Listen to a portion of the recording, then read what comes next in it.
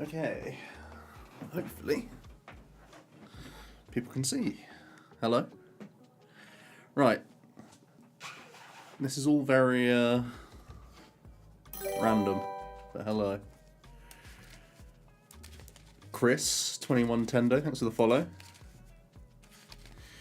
We are shuffling up the cube, because I'm getting that ready for EUIC, the most important thing, obviously. But I also wanted to go live and get something done before we head off to EUIC, because that's going to be another bunch of days with no videos. So, Einhold, how's it going? So we're shuffling the cube. It will be more methodical than this, but this is a very makeshift setup going on. Jake, how's it going? But the idea here is that... How's it going, Chris? The idea is you guys shoot questions at me, final thoughts for EUIC, final list decisions, deck decisions, that sort of thing.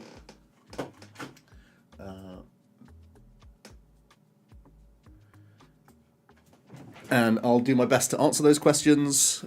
Once I've finished shuffling the cube, we'll look at the most recent Puerto Rico tournament results. And if we have time, we'll look at the Japanese tournament results as well. That's the idea. Any spots left for the cube? We haven't got any like hard and fast when we're doing it, so I'll try and message you. Acceptance stage of grief, always the best time. Always the best time. If you want to follow along with my cube and also look at some packs for the cube, this isn't really like, this is meant to just be some fun stuff to look at while we just chill, really. But my cube is on Cube Koga, awesome website. It's called Omnipoke's IRL Cube. It's all there. Maybe while I shuffle, I can do some dummy packs and see how that goes. But that's the idea. Stellar Wish, how's it going? So unsure what to play at EUIC. Still not sure if Arch, Claude or Dawn. Guess I'm under-prepped for Guardy. Honestly, metagaming, I know like my channel is built on basically metagaming, but it really is overrated. Just be comfortable. Just play the deck that you're most comfortable with is the advice that sounds really cringe and you think it's not true because top players change deck all the time. But it's actually usually the best way to succeed. And if you're comfortable with multiple, then it's got to be your own gut, I think. It's not for any one person to tell you what's what.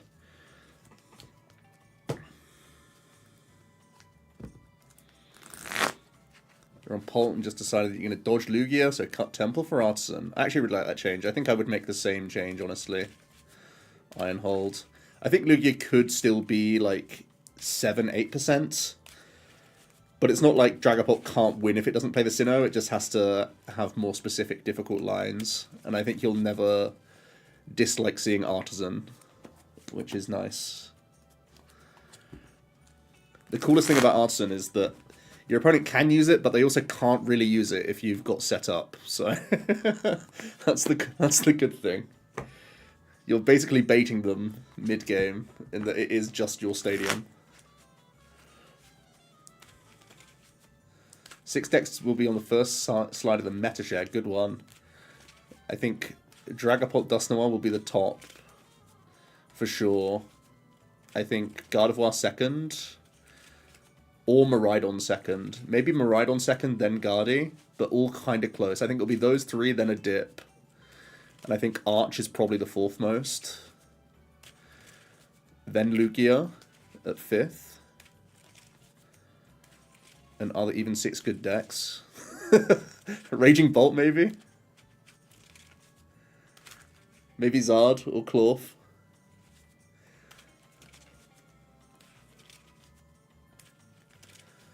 What do I think of Clorf? I like Clorf. Clorf's pretty good. I think it's also nice that Lugia is likely going down in play, which was an awkward matchup. So I think your only worry then is going first into Guardy, not donking them, and then TM Evoing. I think if that happens, you've lost. But there's still moments where you can beat them, for sure. Sensing another Guardy win. The deck is absolutely insane. It is insane, yeah. What do I think is first? Picking the optimal Guardier spec or picking Guardy as the deck? I mean, you decide on playing Guardy first, and then your A-spec choice comes through your testing, right? This is a cube right now. I should probably put stuff face up so you can see random treats as I shuffle.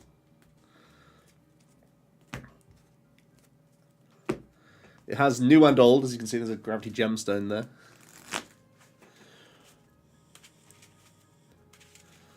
Arson helps you go wider on Dreepy, so Lance is more effective turn 2. That's true. It's always nice to have an extra +1 play the game card generally. Are all the cards in the house organized, Tim? You know it is. You know it is. Outside of the top 5 decks, what decks do you think could win? I mean, I think Control, Snorlax, Clorf, some Draga build that isn't the traditional... Sorry, some Zard build that isn't the traditional Zard deck that we've come to know could still have a revival. Just in a new form, I think, possibly, because of the power of that card and its positioning with Miraidon and the potential lack of Budew in Guardy. Ooh, that's a treat right there. Real one knows. Zard Pult, yeah, that's a good shout.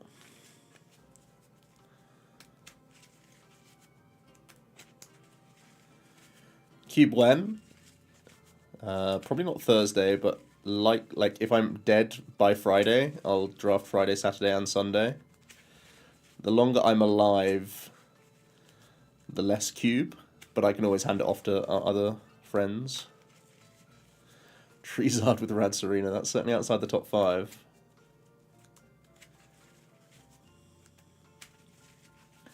Soda, you've counted and sorted yours. Good to see, good to see.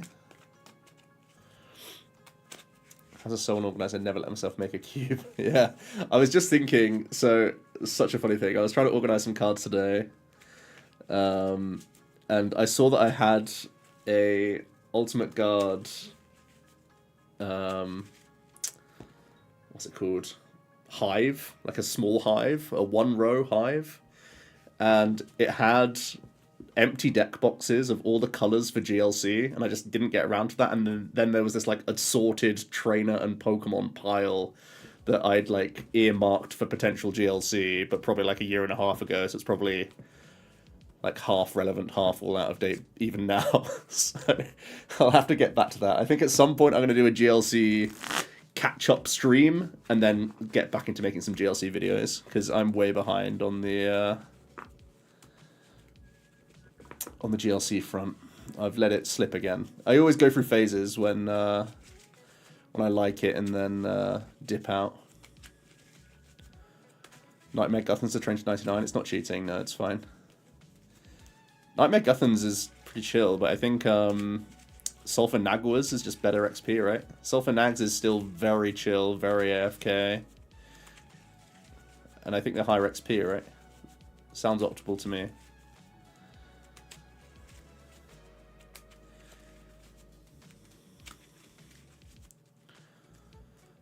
Do I like GLC a lot? If I'm given the choice between Retro and GLC, I'm choosing Retro every time. Depends, right? GLC you can take and it's such a lower barrier to entry, GLC, because I feel like newer players are able to understand it, whereas if it's Retro, you have to completely tell them the whole new format. Whereas if it's GLC, you just tell them it plays like standard, and there's just your own cards that you have to read, but then there's also a bunch that they'll know. I feel like it's more accessible. Guthan's while at work, that's genius. Cube content will be coming back as well, yeah. Don't worry. This isn't the only Cube content you're going to get this year. Mahone did a really interesting Cube video, very casual friendly, which I appreciate. It meant that it wasn't as enjoyable for me to watch, but in terms of getting more eyes onto Cube, it's excellent. And I want to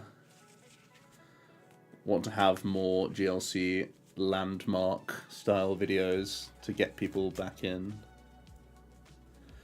What is retro format? It's basically just going back through old formats throughout the years. You pick an era of the game that you thought was fun, enjoyable, nostalgic, tactical. You build decks of that era. You make a little gauntlet between those decks. That's more or less retro.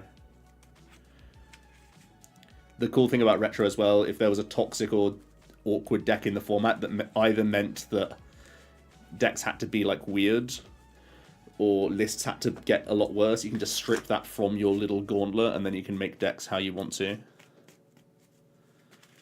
Dragapult Dengo busted or no?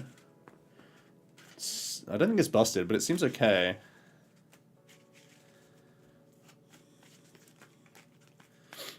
It's definitely under-respected.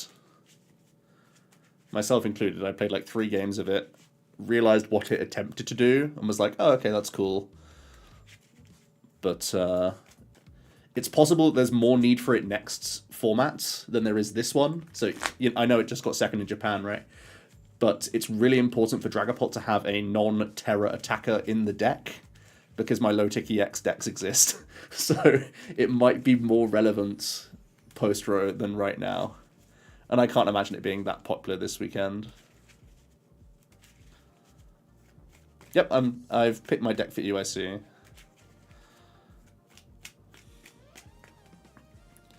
Nothing special about it, nothing too exciting, to be honest. I'm pretty, you know me, I like to be pretty straightforward and simplistic with my lists.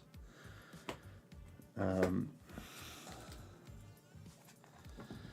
believe you went with Sarah Ledge. How could he?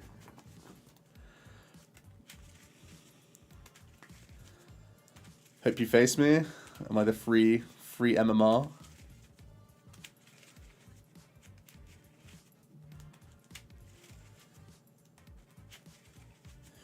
Anything interesting about my deck selection process? Anything that gives you an edge?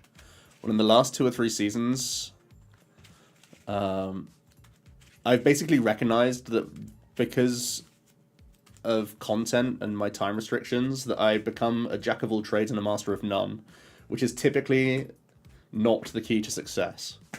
So with that in mind, my edge is that I know what most decks are going to do inherently and like what their range is and what they're capable of, so I naturally know I don't actually have to do that much in detail matchup testing.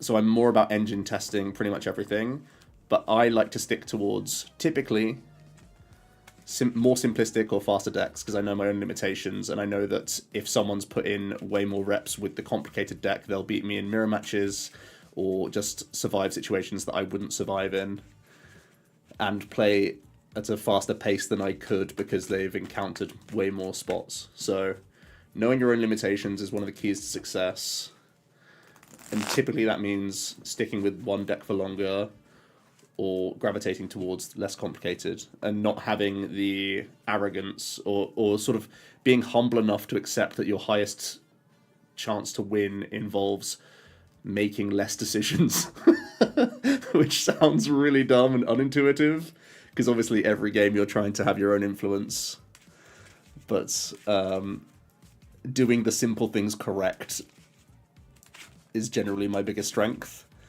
and then lapses of concentration is still my biggest weakness. I think my general gameplay is quite high and reasonable, but I think I have lapses in concentration, which I feel like everyone does, and lead to just like glaring mistakes that you can't even explain. Because there are situations where you can be telling yourself a line of logic in your head. I don't know how many people actually talk to themselves, but when you're going through motions and then you can do something that completely contradict what you were saying in your head.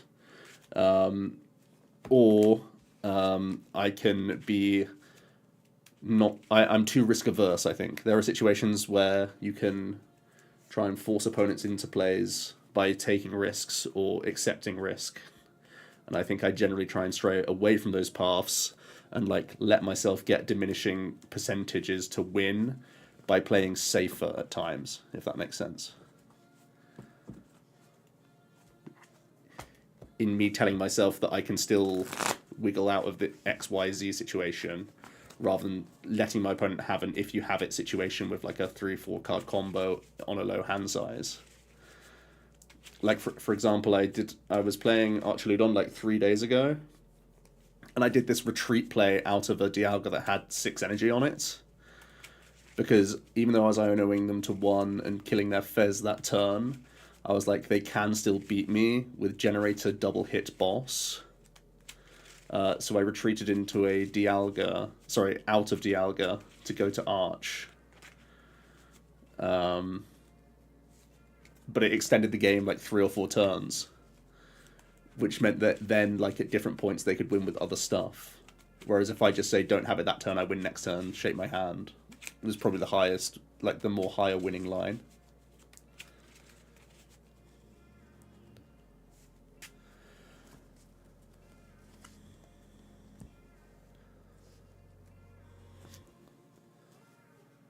So I'm playing Arch, yeah.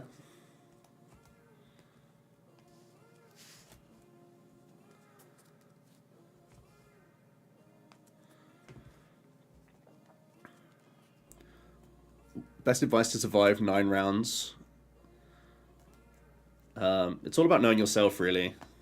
I mean, the obvious stuff is make sure to keep eating and drinking. Don't have like a crazy full-blown meal though, because you're just going to start digesting and that takes up even more energy and can hurt your focus. So small amounts of like slow burning stuff. So like fruit and nuts are great, cereal bars are great. Lots of water, lots of frequent bathroom breaks, because you never want to be distracted mid-round because you didn't pee when you didn't need to. I guess it's easier for guys, they can pee when they don't have to pee, just to have peed, and then you're never going to be mid-round distracted by twitching your leg thinking you should have gone 15 minutes ago. What else? If you think that chatting with friends is like taking too much energy, taking time for yourself outside the venue can be really handy, where all the smokers chill. I really like going outside the venue at times. Even though I have never smoked, I really like going outside.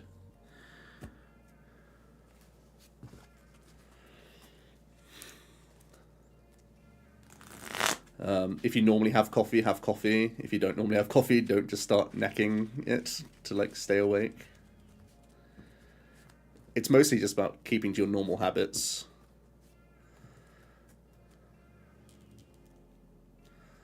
Stress make you focus better. That's good.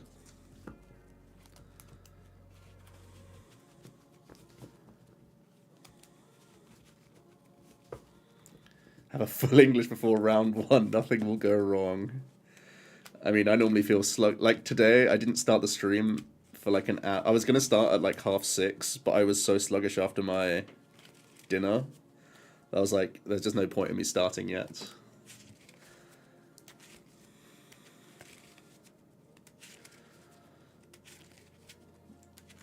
Not even that I'm high energy, it's just that I'm veg. I had a big tuna pasta thing.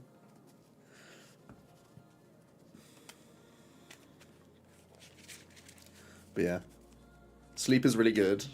And if you're, obviously we're all like going to be in hotels or Airbnbs or whatever else, and often like sharing with friends and whatever, so it's like a different setup to your normal setup, but I always bring an eye mask, which is quite an old man thing to do. If you have snorers in your group, definitely bring earplugs. Definitely.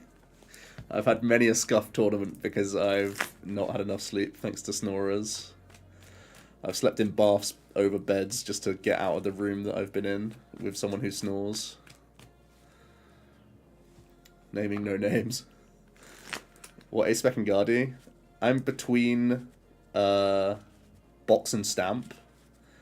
I think Cape was really good, but I think it's probably less value going into the next tournament.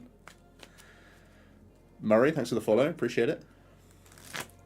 I didn't name any names.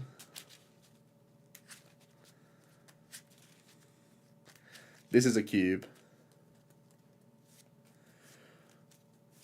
Will the merchants be open tomorrow so we can buy some cards that we missed to bring? Don't quote me, but if there's early reg, typically the vendors are there. But even if there aren't vendors, typically for the XL, there are lots of people that hang out in the seating areas before you even get to the hall that we're actually in. So typically there's going to be a lot of TCG people around. Definitely Thursday evening, I would imagine there's a lot of people already setting up and trading and selling and stuff.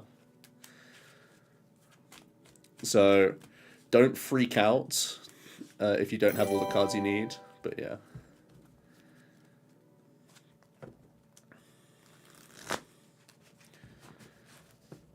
Keys and Guardi, yay or nay? I'm pro Clef Key, yep.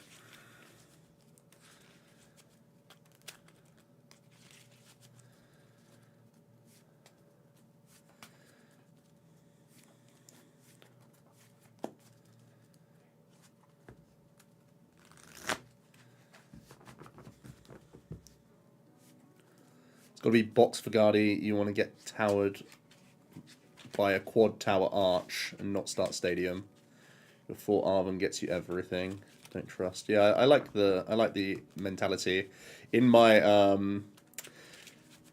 stamp build, I play triple artisan for that reason. I cut the nest and just play third stadium. I've been on 3 stadium Guardi for a while, unless I'm playing box, and then you still have 3 outs in your deck. But completely agree. The Evo blocking is so troll that you want those additional outs.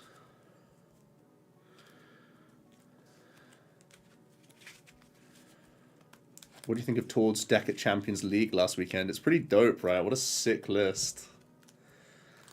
I hadn't seen much of it in the City Leagues, although I hadn't been paying that much attention in the week building up to the Champions League, so maybe it was like a bit more known.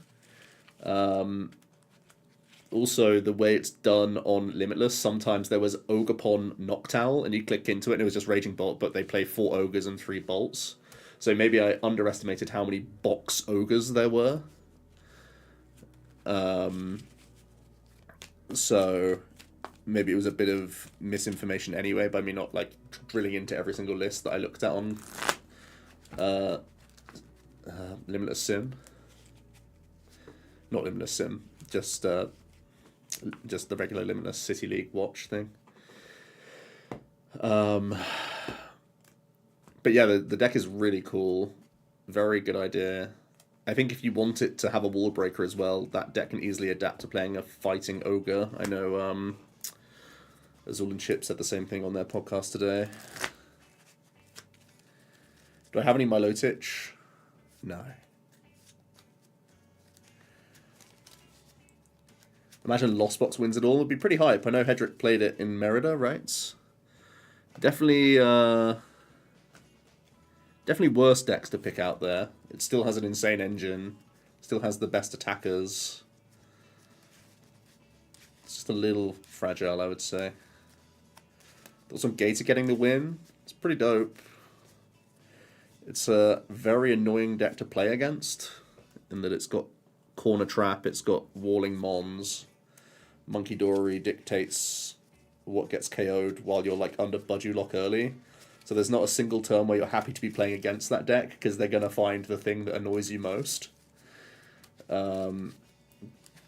So decks adapting is going to be the main interest. Because Feraligator's not inherently powerful, right? It's kind of slow, its damage output's kind of crap. But it's making your deck even worse by item locking or walling or trapping, and all of those are annoying as heck. The good news is we've been used to Pidgeot Control and Snorlax decks for a couple of years. So having a more aggressive lock deck in the format isn't the worst thing, and we know that we've been able to overcome those strategies with tech cards, or in some cases just like completely warping our lists. My day job is accounts. The family business.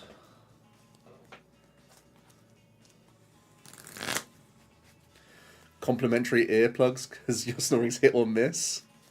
Sometimes quiet, sometimes dying. That's the thing, like, once again, even people who aren't much of a snorer, like, I would say I'm not a massive snorer, but depending on, like, if I'm on a certain bed, or especially if I don't have enough pillows, I have a mountain of pillows in my bedroom, and I have, like, a fortress, basically, and I also always have a pillow in between my legs, because I've got a really dodgy knee, so if I'm on my left side, I use a knee between my legs, like a pregnancy pillow situation. So if you don't have especially for me, if I don't have enough of a pillow stack, I'll start snoring. So yeah, it is definitely hit or miss. Pulls on Unfinished Symphony by Massive Attack. Can't remember it off the top of my head. I'd have to give it a listen again.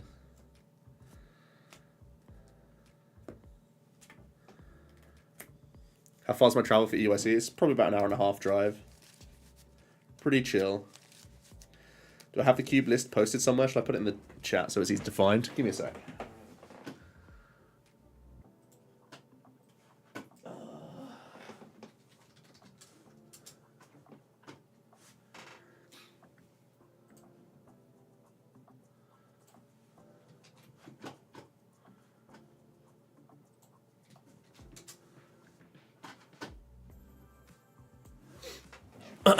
This is the cube. I've put it in Twitch, YouTube folk. But yeah. Cheers, Tim.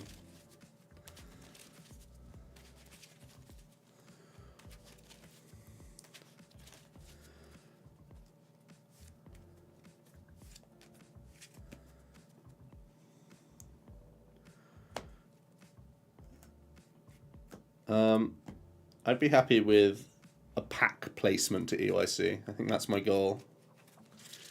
I'm a fiend for boosters. If I get to rip some packs after a weekend of play, I'm happy.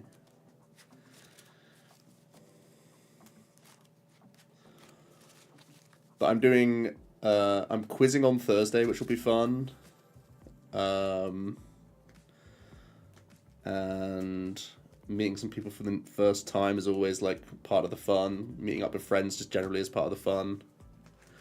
It's all part of it, right? And if I'm out on Friday, I'm not gonna like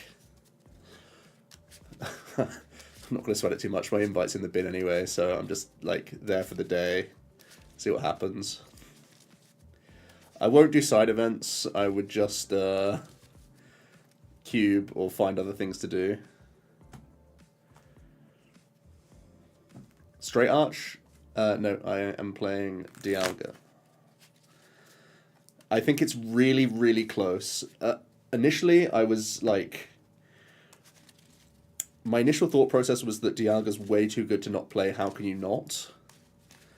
But now I'm basically of the opinion that you can still win all the high-tier matchups as a Straight Arch. It's just the random nonsense BS that Dialga really pulls its weight. It's stuff like Iron Thorns and Charizard and things that are probably like only 2% or less in the field. But just having the Dialga in your deck gives you win cons where otherwise you're just like, well, my deck's got nothing here. So I completely understand the let me just play the more consistent straight build. The only other reason why I don't like the Straight Arch is that you're relying on just another supporter card in the Black Belt's training that doesn't draw you cards into some of the top matchups like Guardian Dragapult. Like, I feel like that supporter is a big crutch in those matchups. And you're already trying to boss on a bunch of turns and Black Belt on a bunch of turns, so the fact that they're going to be Iono spamming you, and sometimes you just have to rip research or whatever's in your hand, means that you're going to miss the opportunity to Black Belt on the turn you want it quite often, even with heavy gear, and even with the fish, you know, like... Or in putting the fish down, you can get scuppered.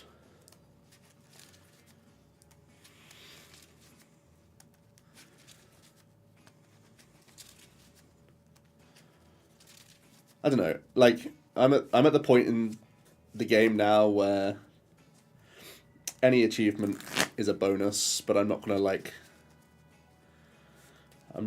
super sweat out everything. I'll be focused in the moment, but I can walk away from the day with no expectation. Scoop Up Cyclone, I think, is slightly better. Again, it's close, but I think it's embarrassing to say, but the amount of times I've Scoop Up Cyclone for just Reddit Greninja draw means that I think that's actually the difference maker as to why I want it. Because sometimes it's a bad A spec, but it's still a usable A spec. Whereas if it's Scramble Switch, you're just researching that bad boy and sad. And are my locals playing anything spicy? I really don't attend locals like I should. I'm very lazy. My evening routine normally involves me not leaving the house. So I couldn't tell you. My testing group are playing generally one of the spicier picks, I think, but they're playing like a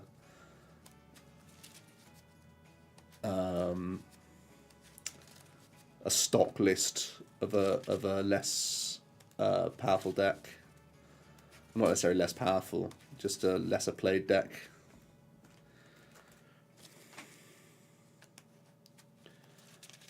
They're not playing Sarrowledge, no. I wouldn't let all of my friends play Sarrowledge. One or two maybe, but I'm not letting everyone play that. I'm not putting the whole team's rep on that.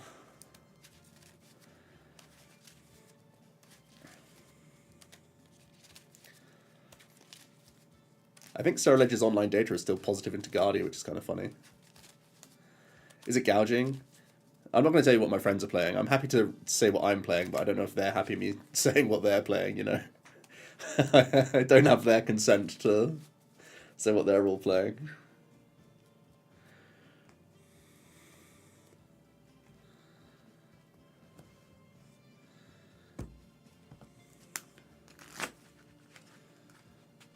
You've been using the same map purples for your decks for years.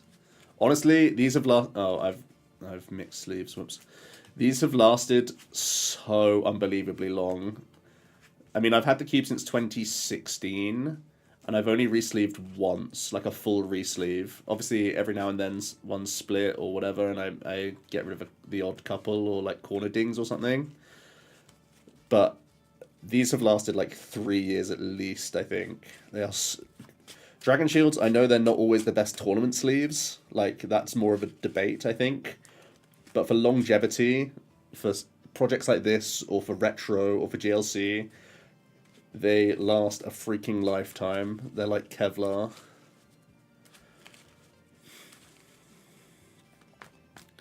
Denko can be okay, for sure.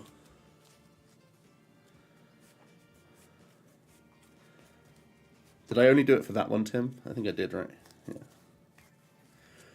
Never had any issues with Dragon Shield. I mean, it's all anecdotal. I've not had many issues. I've had a few packs where I've opened the box and I've like looked at the sides and I've been like, yeah, I can't play these at a tournament because they're just like off color or something.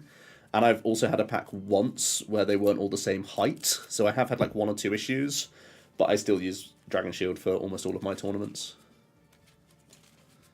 Yes, and the differences between boxes, that's true. Like, you're doing a full resleeve if you're having to change from that original 100 sleeves to the other.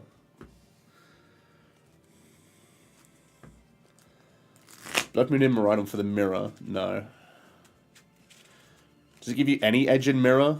Raikou can always blow it up, right? Raikou and Raichu can both blow it up.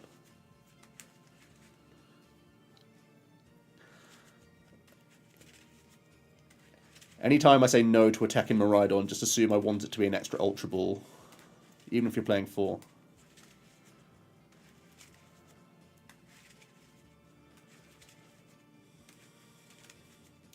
Oh, for a cube, you mean multiple boxes the same? Yeah, that's fair. The thing is, like, I don't care about... If someone's going to stack in cube, like, they need to get a life. I mean, the same is true in tournaments, of course. But, like, this is a social fun with 0 upside. Like, why is anyone stacking? Why is anyone... I'll never get the logic in any form, but especially when you're with friends. How many Ultra Ball would I play in Don if there wasn't a limit? I mean, I wouldn't play more than 4, realistically.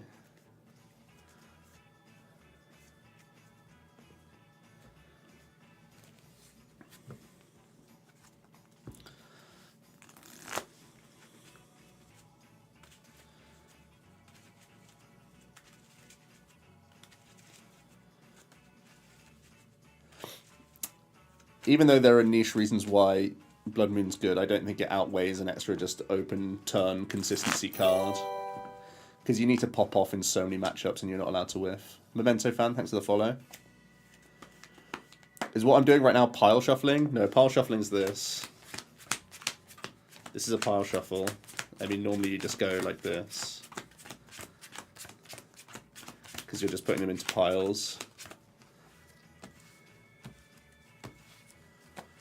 I'm mash shuffling for the most part. This is a mash.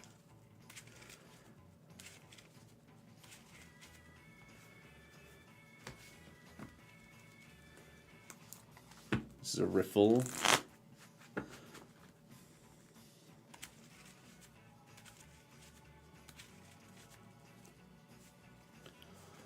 Tom fixed the issue late game from a ride-on anyway. Yeah. I think there's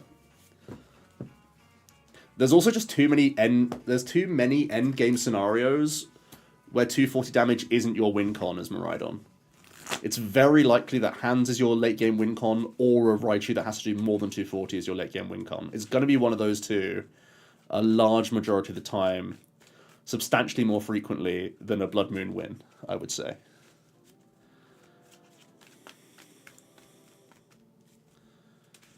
Who's the best player I've ever played against? Tord. After Tord's NAIC win, we were in the airport. So this was him playing Drampa Garb. We were at the airport. I didn't really know him that well at the time, but we knew each other just from the circuit, and because I've casted some of his games, obviously, like I casted his EUIC win already by that point, so we knew like each other, but not really as friends. We were more like acquaintances at that point. And I was running games. We both had flight delays. And all we had was our 2 decks with us, so I ran like 9 games into him with his Drampagarb, and he didn't drop a game to me, and it was like a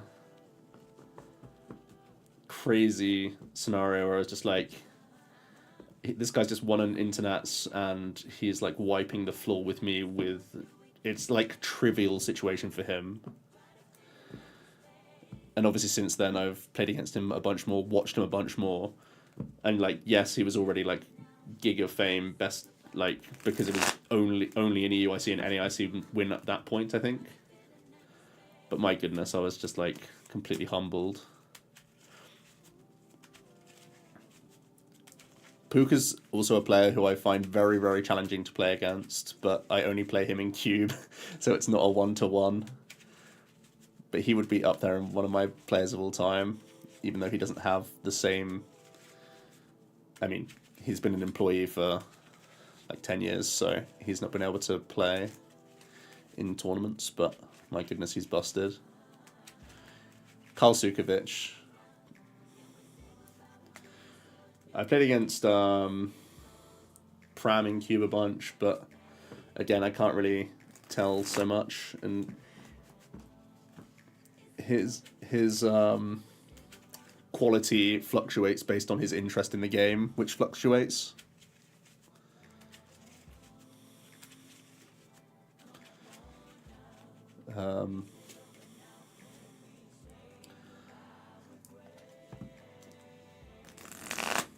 Rob and Philip Schultz are both busted. I've only played Pedro once and he bricked into me, so that was kind of cool in a Zorro mirror.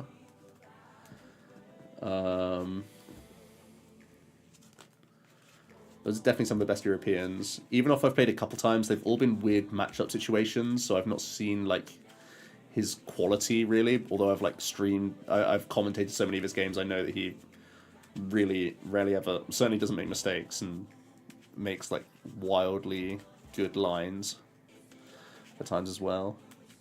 I haven't played the majority of the Americans, so I couldn't tell you how good like Azul is or anything like that. Just last week I was getting schooled by Bradner. I was feeding him MMR. I was like a donor for him. I was like a blood bank for Bradner over the last couple of days on live.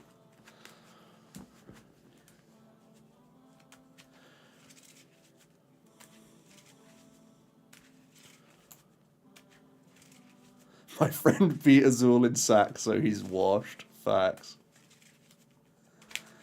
Top 10 players all time.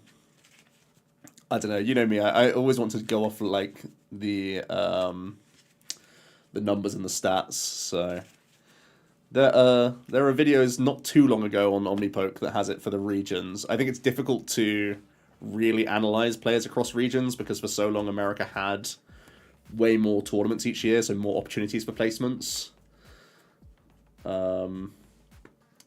ICs is kind of like the big equalizer, but also a bunch of players only travel to their home IC and stuff, so it's pretty tough.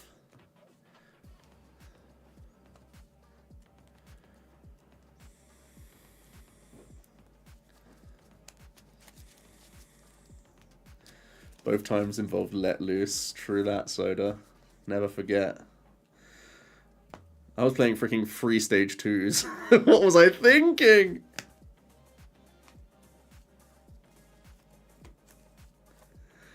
I deserve to get let loose.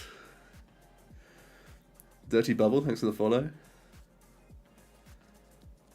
What am I doing? I'm just shuffling up the cube. This is 600 cards that I need to shuffle as best as possible. And then I'm going to make them into 15 card packs.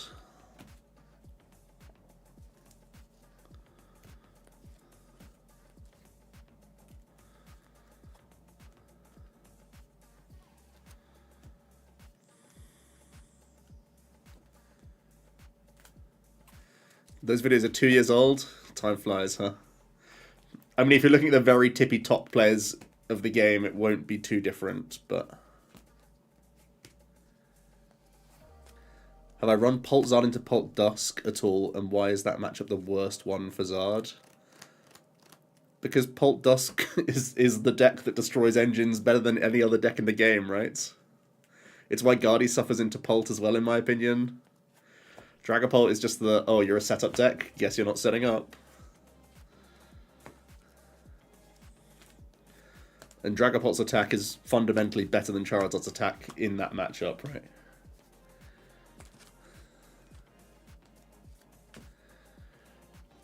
Favorite card of all time?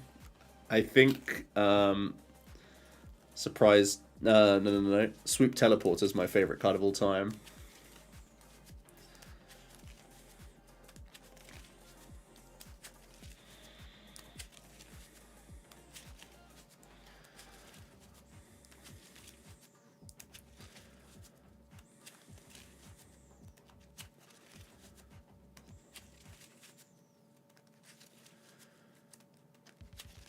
And Mega Break is in the cube, yeah.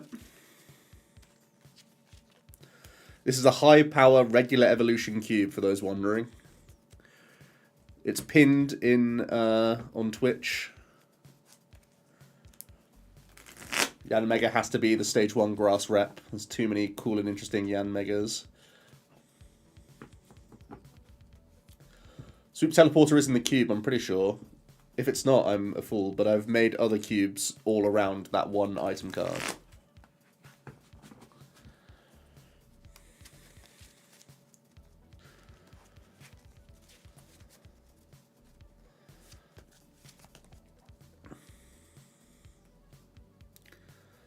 Gold potion in high power? I mean, it's like buying a free turn back. A lot of the damage output in the cube. I mean, there is one hit KO, but you have to really work for it. And there's a lot of stage 1s, like Yanmega, right, where their damage output is 100, and it's like an efficient 100. But if they're doing that and you drop a gold potion, you've just bought a turn.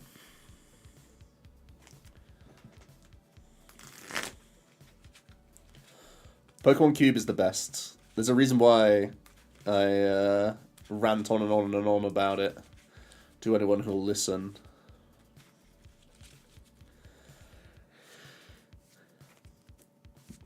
Yeah, Halcyon. The thing is, like, even in high power for a cube, it's not going to be anything like standard outside of, like, consistency cards, I would say. Yeah, message me and we'll, I'll see if I can... The thing is, like, I never know at what time I'm drafting and whatnot. I'm bringing 2 cubes. Well, actually... I will have 2 cubes on me, but I'm only bringing 1 because Tord is in possession of my other cube. He's in possession of the Chaos Cube.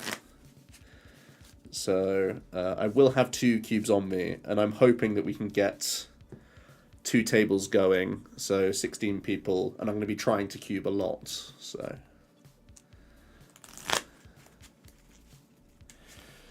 It probably will be going on into the late nights, for sure. It normally depends on like when we can get started. If I have a bunch of friends who are just dead by, like, after day 1, then we'll do like a morning cube and an evening cube.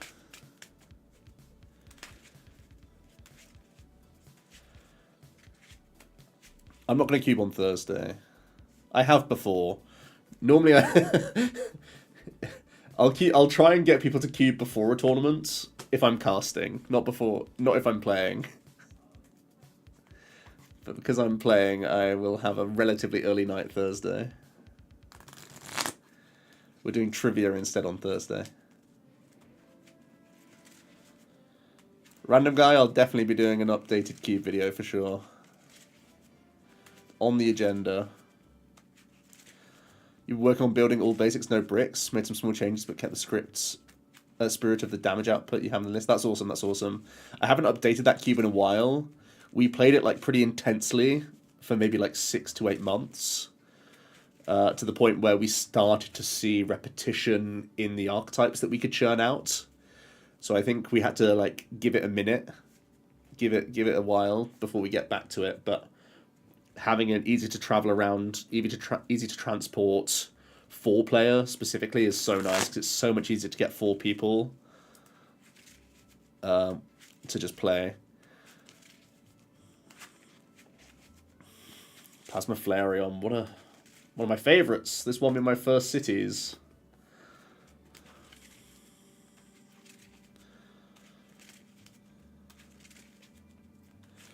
Good night's sleep before a major, didn't know that was possible. I'm an old man these days. I'm a respectable adult these days. At least I pretend to be.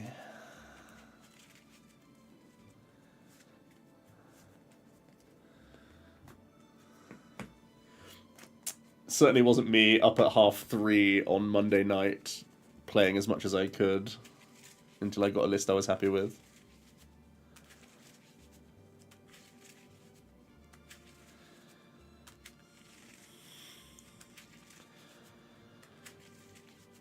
Terrible gut feeling that you regret not taking Iron Thorns. I mean, it's one of those things. If it's not your day, it's not your day. At some point, you just have to say that you've prepped all you can. All you can do is look at your process and say, if you're happy with your process, you have to really detach outcome from your thought process because it's an RNG-based game. The rounds can be terrible, your hands can be terrible. It's never a one-to-one of effort versus reward ratio. You just have to accept that we're basically throwing ourselves into a blender, and that's what it is. Fair point, Mello. We'll take that point.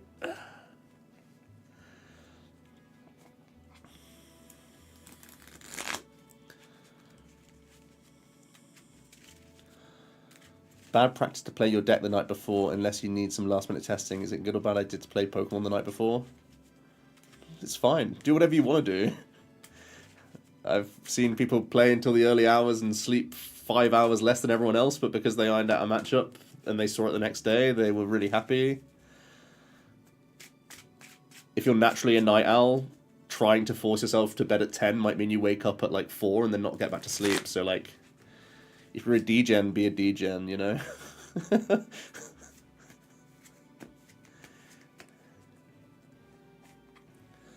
I don't think it's necessarily bad practice to play the night before. I just don't think you should be making knee-jerk changes based on the 5 games you had that night.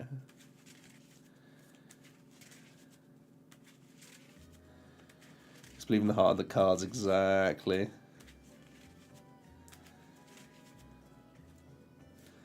Traveling with 60 cards is actually a really good habit as well. There's nothing wrong with having 65 and then, like, especially if you're playing with a similar deck with a team, bring 65 and have that conversation and gameplay. But you have to do it not from a place of tilt because you lost a matchup twice, you know? You have to still be quite level-headed about it.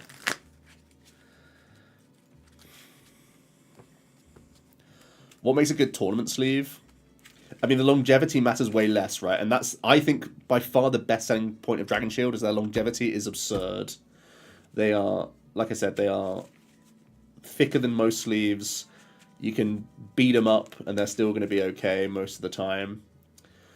But like, I feel shuffle field, for example, is way more important in a tournament sleeve. I think, just so that you can do it at a reasonable speed, and you have control over the sleeves, if that makes sense. And it doesn't matter that those sleeves get battered by the end of 2 days of play, and you can throw that pack away. Or if you're me, obviously not throw them away and then just reuse them for old stuff. Because I'm a hoarder. But like, the priorities change a bit. I should test more, but seems like Overvolt Discharge is bugged on TCG Live, so I guess I'm going to have to see what happens. Yep. There's always Limitless Simulator. If you really, really, really want to figure out a matchup, you can always load the decks up into LimSim and play against yourself. You go onto the Limitless websites, go onto Tools, find the Pokemon Deck Builder, or I think it's called Deck Builder, and from there you can get to the Limitless Simulator and do battles. If you're really having that moment of like, oh my god, I don't know the Lugia matchup enough, or whatever else it is. TCG Masters, yeah, another great one.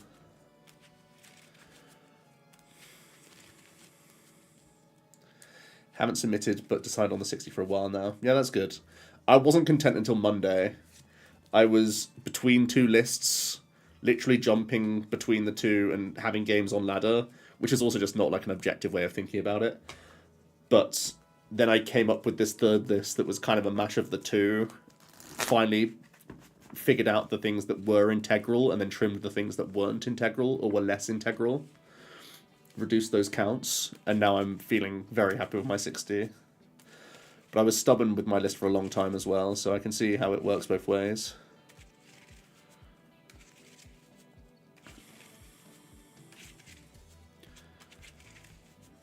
Taking a bunch of retro to EUIC. I think I'm just going to build a cube and just take that instead in future.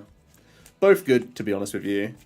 The thing about retro is you need to, everyone, like your pool of people who you can play with diminish down to only the people who know that format. Whereas cube, there'll be people who might be intimidated because it's their first time, but generally it's quite nice to have some first time drafters. Initiating and integrating people to cube is like a much cooler situation.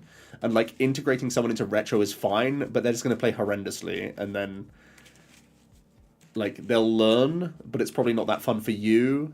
And even though it's probably interesting for them, it's probably not that fun for them that they're getting mollywopped every time, or you're having to tell them how to do things in certain orders. Then you're basically just playing against yourself.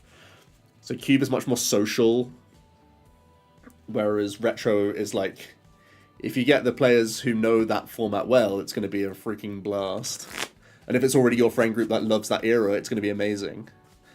But don't expect someone to just randomly walk by, ask if there's space to play, and actually end up like enjoying themselves. Whereas in cube, you're looking for an extra man. It could be anyone in that room. And I mean man just in terms of a space, by the way.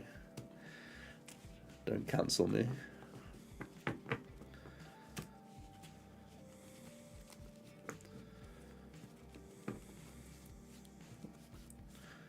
Lana's aid in Dengo. Interesting. Maybe one. One could be okay. I haven't tested enough Goldengo to really give you a solid answer. But yeah, it sounds like a reasonable choice.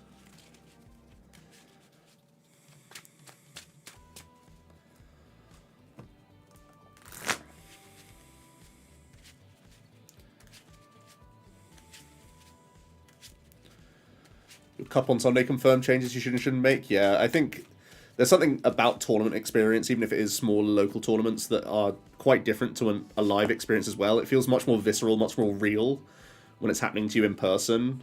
Whereas online, sometimes you just write off losses for bricking or for matchup a little bit like you write it off a lot more. You can put it to the put it to the side and just click next and get into a new experience. Whereas in person, it's happening to you much more in real time. Physically, it's like the game is taking more time. And then you've got like a 20-minute window to reflect on that situation, what you could have done differently, what the list could do differently.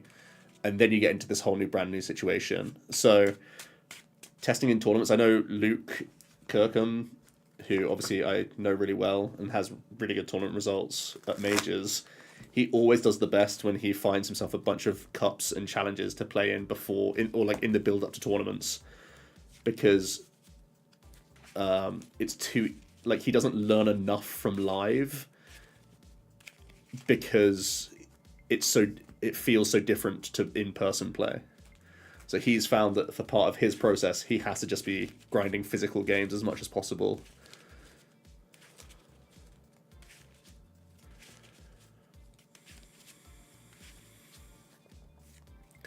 People reading really old cards in Cube is always fun. Yeah.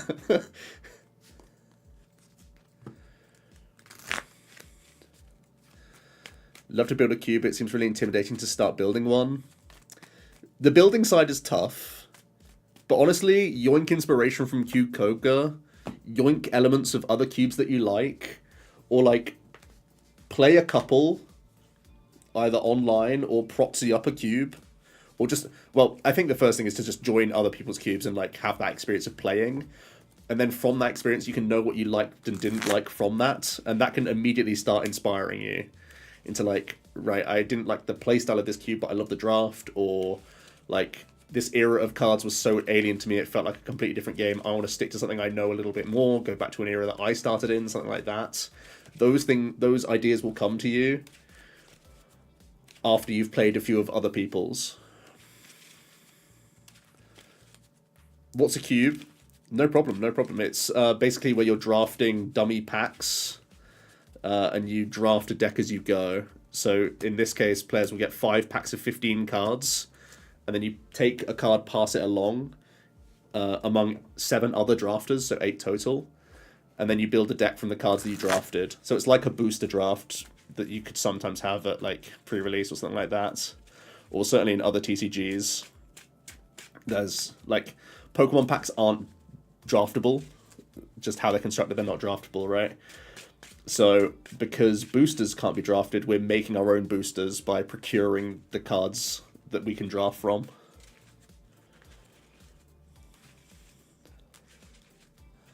Yeah, a big pre-constructed set is a really good, much more concise way of saying it.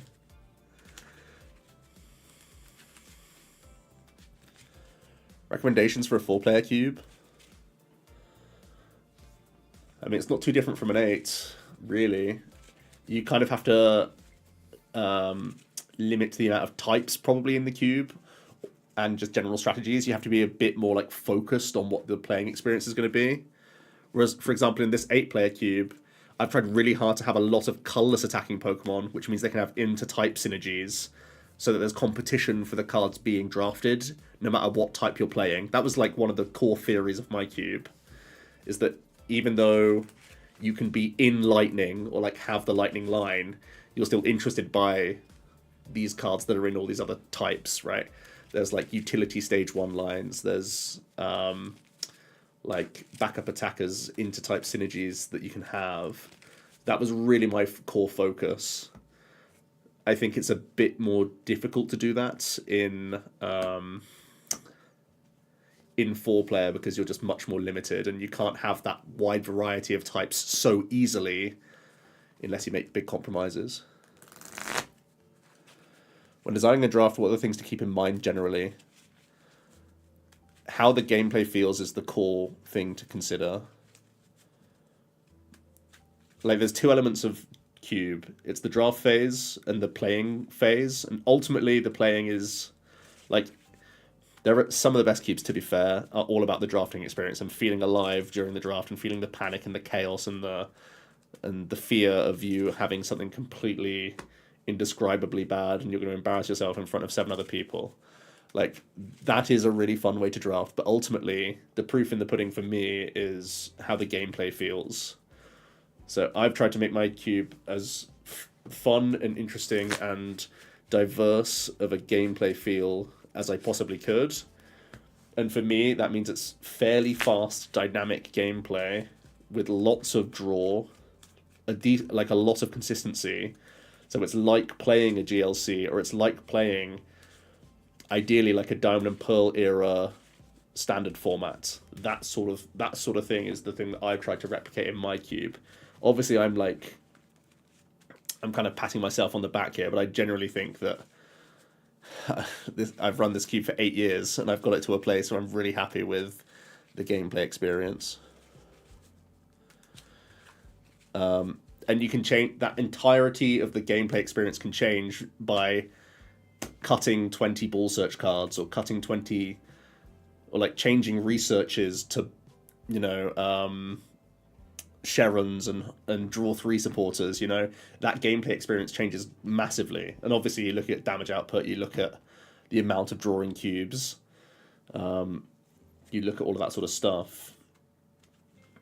And naturally gravitating towards certain eras of the game will usually dictate your power level.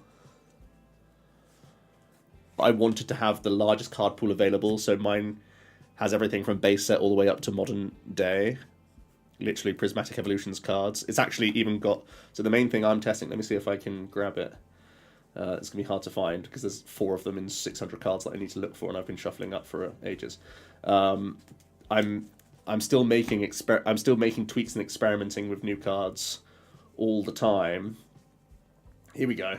So I printed these off today from PokemonProxies.com, one of the best websites for proxies you can possibly find. This Brock's Scouting supporter card, I think, is a game changer in Cube, if it will actually show up. This is one of the coolest Cube cards I think we've ever seen, actually. This supporter is a choose 1 effect. It's coming out in the next set. And it says search your deck for 2 basic So it's a choose... Yeah, you can either search your deck for 2 basic Pokemon and put them into your hand, or you can search your deck for an evolution Pokemon and put it into your hand. And I think this is like very, very good for high power, and a very feels good card as well. Not good enough for standard, probably, unless Budgie is dominating the formats. But that one card, like this one Brock Scouting, I've got 4 of them in this cube right here. If I change that 4 to 8, for example, naturally the gameplay experience is going to be very different, in that people will just more consistently set up by virtue of that being a supporter choice over a Poker Kid, for example, which has only ever searched for 1 Pokemon. This is a 600 card cube, Halcyon. 8 player, 600 card cube. Everyone drafts 75 cards. Also, the amount of cards you draft also dictates the power level of decks as well, to some extent. This is only 600, when normally it's probably a little bit higher than that. But my friend group are all really experienced drafters, so we don't need to waste our time drafting an extra 15 cards that ultimately just lets us trim the fat of the other stuff. Also, I have a lot of, I really don't have many dead items or dead supporters that, don't make the grade. Normally, if you're taking those, they're making your deck, and then, the speculation cards are mostly just the Pokemon lines that you're debating between. More or less. This cube has an abundance of consistency, an abundance of bull search. I would say much more than the traditional cube, so that you have that license to be more creative with evolution lines and not feel completely dead in the water for not taking the first 5 picks of every pack a supporter or a bull search card, because there are so few of them. I think that's my biggest gripe with most cubes, is that you pigeonhole yourself ratio-wise into just taking every bull search card or supporter that you see. In this cube, you'll take the best bull search cards and the best supporters that you see early, but then be whatever about the middle power ones and just generally draft for flexibility instead. How did we start talking about cube? You guys got me rambling. This cube is 60 card decks, yep. The Chaos Cube that we draft is normally 50 card 5 prize. But if I can't make 8 people and have 6 people, then I still do 60 and 6. Certified Yapper. You got me talking about Cube, you sneaky souls.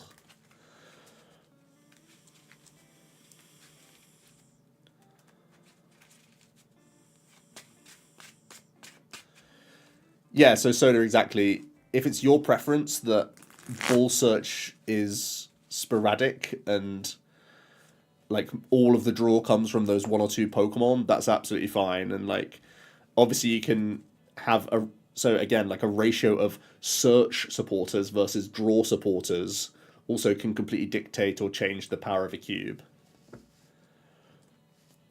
I still enjoy the variety in the cube so that there is like a number of draw options, a number of search options, which then means that like by default I have to have a lot of search item cards, but some people just want utility item cards in their cube, and that's completely fine as well. It's just another approach to the cube. It sounds like Soda yours is a much slower, lower power. Because if it's high power and there's a lack of search generally, or a favouring of search cards being supporters, it can sometimes lead to the like a turn one going first advantage is massive because the guy who got that one supporter first got their guy first and started smacking and they can't reply. This is very much like a bounce back format. You can easily reply to attackers. There's a lot of like comeback style effects in the cube, from energy to damage mod to just like certain abilities and whatnot. And revenge style attacks are good as well for having that dynamic back and forth.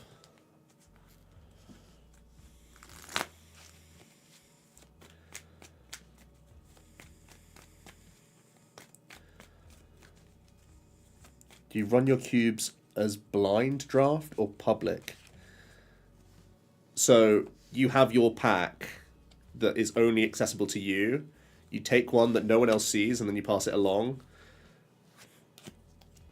And everyone else is doing the same with the pack that's in front of them. So you don't see the full cube. You miss out on whatever percentage it is. It's not that high of a percentage of cards you don't actually see. It's like you see like 80% of the cube, something like that. I'm spitballing it. Someone might know the actual ratio of cards you don't see. Basically, you don't see the first few picks from people in each round of packs.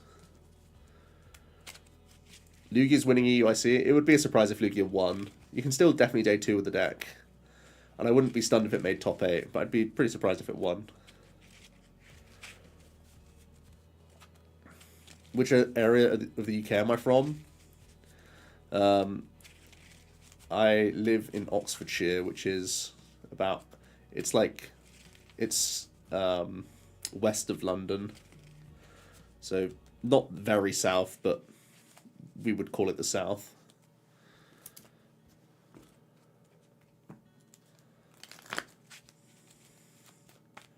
Should you play Pidgeot? If you're experienced with Pidgeot, go for it. If you're not experienced with it and are just pandering to it, definitely not.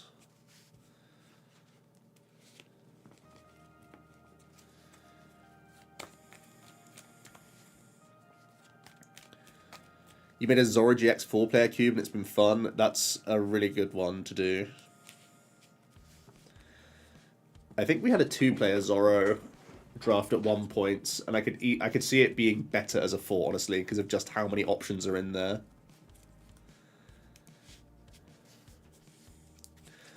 Suggestion for a 6-player. You built a 360 low-power block cube from Scarvi. Can't figure how I'd actually run for 6 players. 360 is probably low for 6 players, unless you're building like 40-card decks. I need to get a calculator out.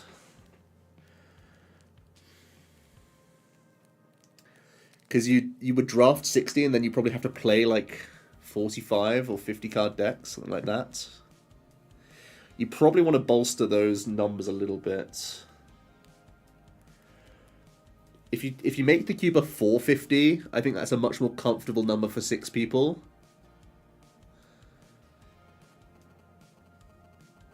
Ah, right, yeah. So the thing about 40-card decks is you really can't do much. You have like you have that one line that you have to play.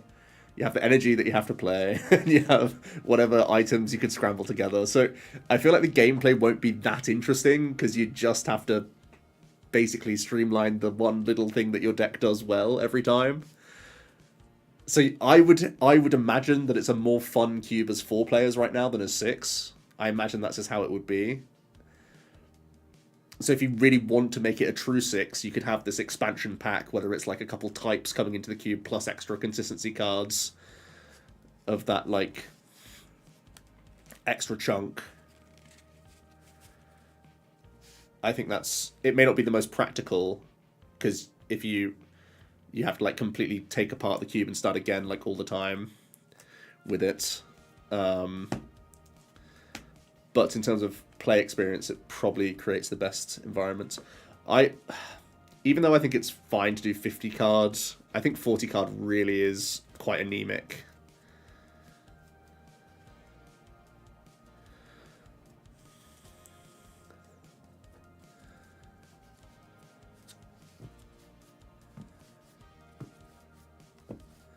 So do you like 50?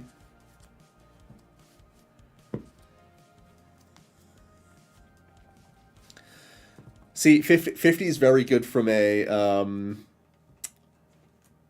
logistics perspective, in that the draft is quicker and the gameplay is quicker, so you can round robin more quickly, or you can set up a bracket and do that more quickly, especially on like a Sunday of a tournament. I'm so drilled into 60 cards being so perfect for Pokemon specifically that I still like 60 and 6 personally. I like the extra leeway you have to develop game plan decks of 6 prizes. You just have more time to do that generally, and I feel like beatdown is just naturally enhanced in 5 prize gameplay. So like you're already limiting the amount of viable strategies in the cube formats by having 1 less prize card. Doesn't sound like much, but it is a big change, I think. You're essentially only allowed 1 guy to die as you set up, and then it's straight into like, let me attack back, but not only attack back, but also have a turn of like tanking and taking 2 back-to-back 1-hit KOs. Like, that's not easy in most cubes, I would say. Unless it's really long, slow gameplay. If that's the case, then you both have a bunch of time. Like, the slower the cube, the more forgiving a 5 versus 6 prize difference will be, actually. So maybe I take that back. Maybe I'm just thinking that 50 would be terrible for this cube, I think. Because you immediately invalidate any control, any hit and run, any like non-face deck, and basically all the stage 1 aggressive decks would win these cubes, I think. If this just happened to be like 50 card 5 prize. Maybe that's more of a hindrance of my own cube, is that I've always built it to be 66. Yeah, I think the slower cubes can definitely get away with 50. Chaos is often 50 and 5, but I always hate that, again, the streamlining process is so much like, let me just do this one thing that I do quite well as much as possible, versus the versatility of having those extra 10 cards to let you have some more creative or dynamic or type coverage cards, or even just niche cards that aren't going to be useful in a bunch of matchups that could be clutch in others. And I think that extra 10 card space is really important. And it makes the draft more interesting as well, because otherwise you're seeing these cards and you're like, well, I'm never going to have space for this weird utility thing. I guess I'll just pick the consistency card every time, or just like not even bother dipping my toe into other types. I'll stick to my one avenue and full commit, put the visors up for everything else.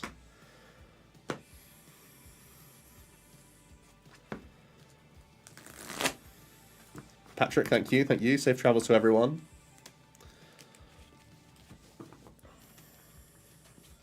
Right, I think this is pretty well shuffled. I think I should start putting these into packs. So if they're going into packs, I'm going to have to put them upside down, unfortunately. No stream sniping.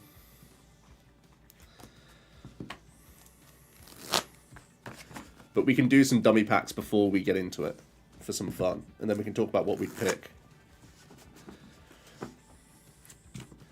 Again, if you're on Twitch, you can see pinned to my cube list online. My virtual cube list is there.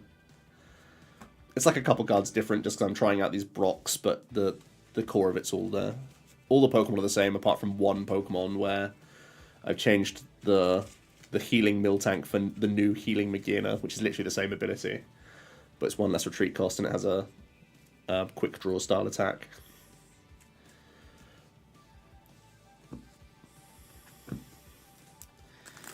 Pick the greedy cards.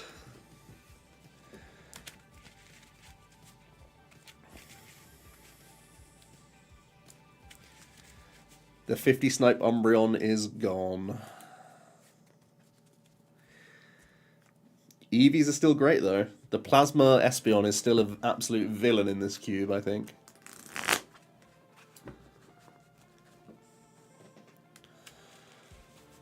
Colorless feels dangerous as attackers because of its versatility.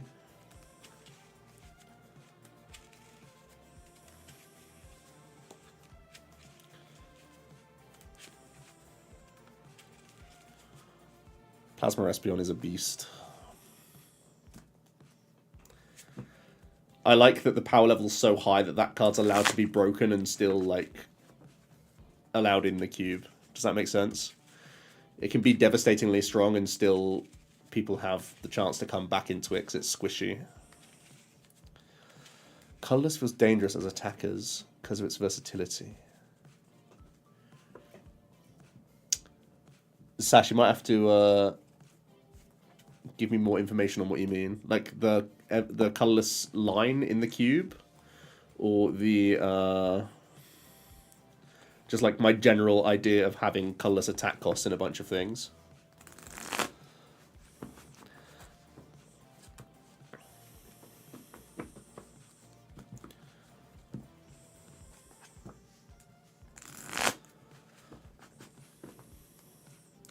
Right, should we start doing some dummy packs?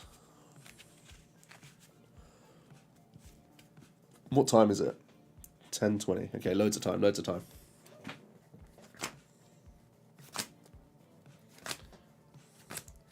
Right, we're going to do 15 card packs, okay? I want you guys to be able to see it all.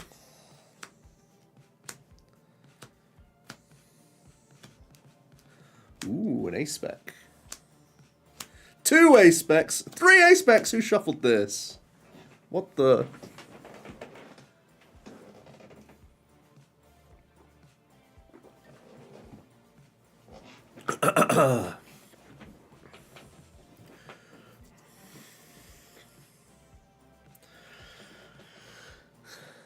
This pack is obviously crazy. 3 A-specs is hilarious because there's only 6 in the cube. Lugia better with 2/2 or 1/1 rat. I think it's pretty close. I think I slightly prefer 2/2 rat, but if you're someone that likes playing Thornton, then 1/1 rat Thornton plus space also seems really appealing.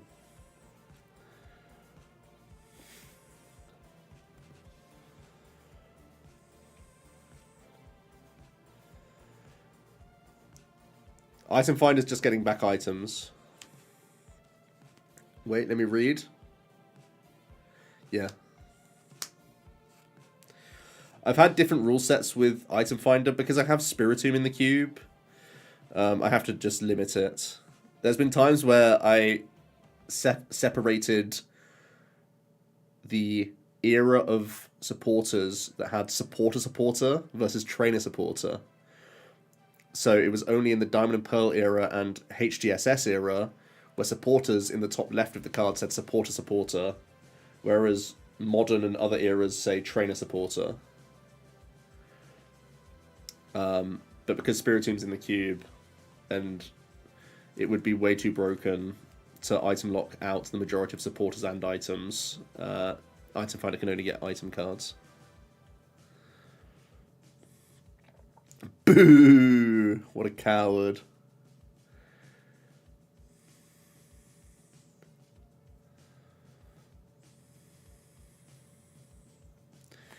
What are we picking, guys?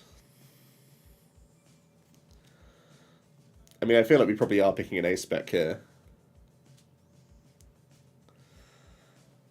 It's the value of Secret Box is so much higher because it's right at the start of the draft. In theory, if this is our very first pack, the fact that we draft this now, we can then build our deck in a way that we can have decent tools, stadiums in our deck to get the maximum value. I do think enriching is particularly broken in this cube, though. Like I said, there are inherently so many colorless attacking mons that you're never sad drafting this card. Porygon's cool, but I don't think you're ever drafting an effective Stage 3 Pokemon straight away. Like, for me, it's between these cards as first picks, I would say. Not the hammer. Those are the first picks. I'd probably even take Master Ball out. I think Master Ball's not stronger than these two. It's between these four, I'd say. Jirachi's the only Pokemon in here. That's some good stuff to get back. This is a really good Mon. This is a really good Mon. They might make it back after 8 picks. You go 1, 2, 3, 4, 5, 6. Probably goes like preference picks from there, maybe.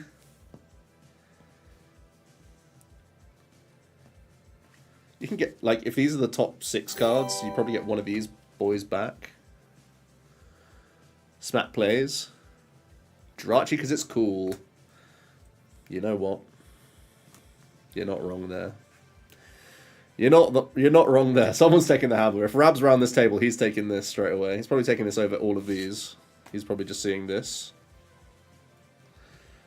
He might also see this card, and then he picks the hammer over this. Yeah.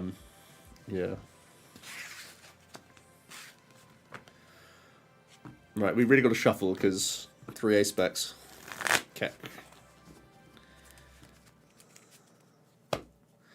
Maybe we weren't ready. I should have separated them out and chucked them in. Should I still do that?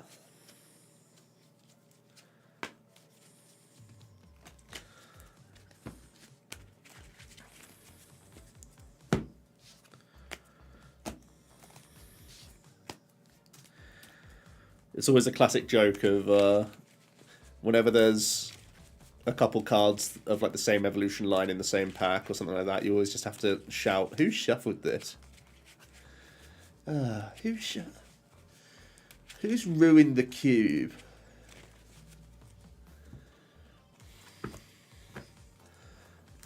I think I'd take enriching or box there, yeah. Thanks for the follows, Matt. Appreciate it. Is the cube you pick one out of each 15, then pass it to another? Yes, exactly. So the next pack you'd see would be 14 cards.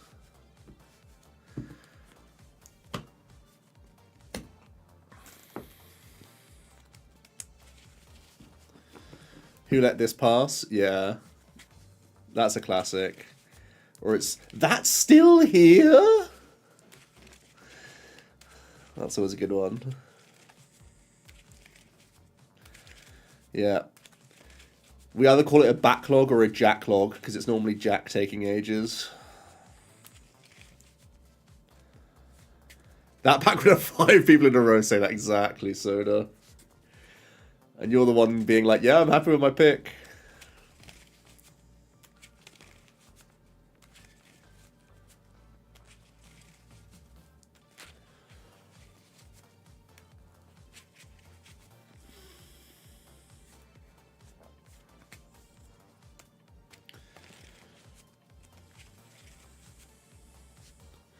Alright, let's go for another 15, shall we? It's good etiquette to not stack the packs. Please. Oops.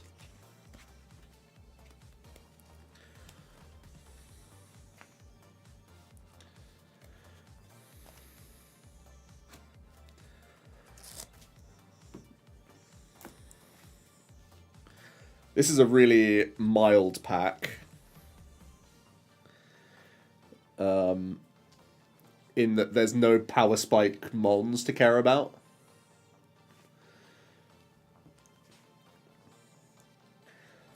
If it's a pick one, it's probably just admin.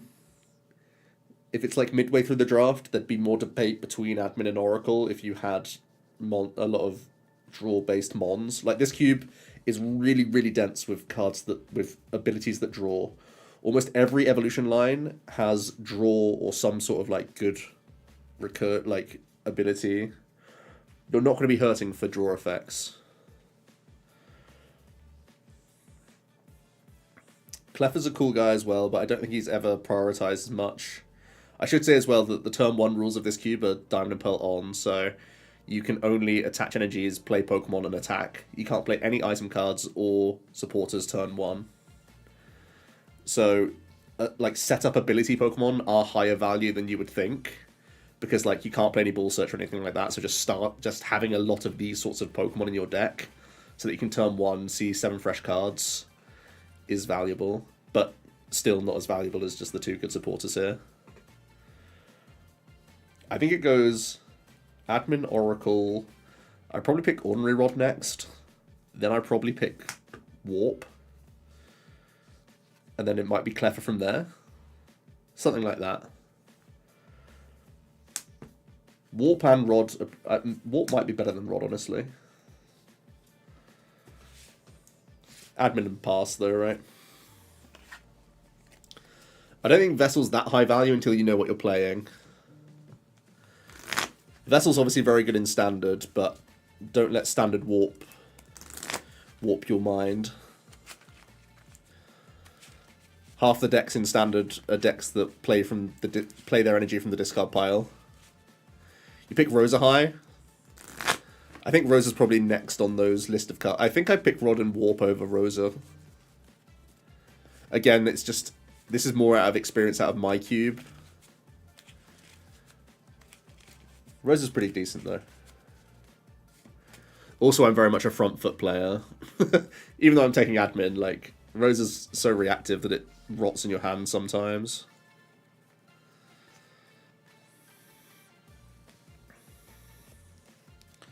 Ooh, just 1A spec this time? Who shuffled this? Oh, seriously, guys, who shuffled this? That's funny. I've done 16. Okay, we'll just hide that guy. That's funny.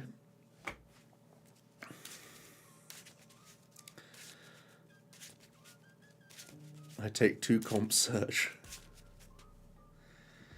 You take base set comp search. That's correct. We've hidden base set comp.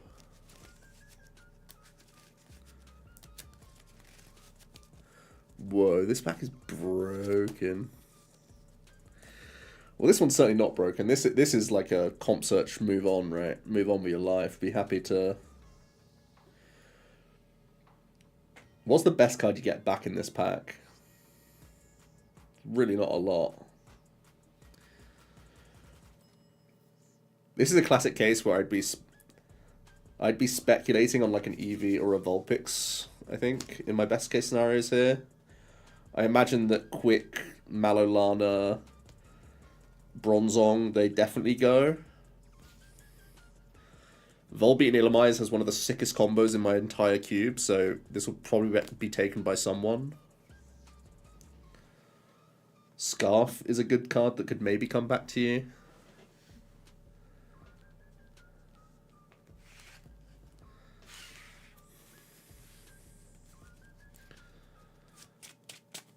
Then when you pass, they assume you're a moron for the rest of the draft. Can you put both comp searches in if you get them? Yep. If both those comp searches were in different packs, you could definitely get them. What does Volbeat Illumise do? Let me read you the Volbeats.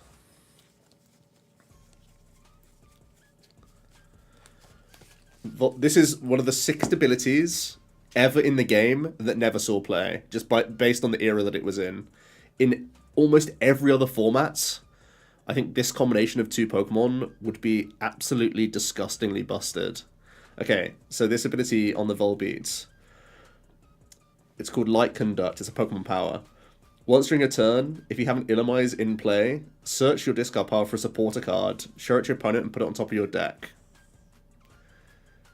That's it. There's one Volbeat and one Illumise in the cube. It's like an Easter egg if it comes off to you. And it's absurd.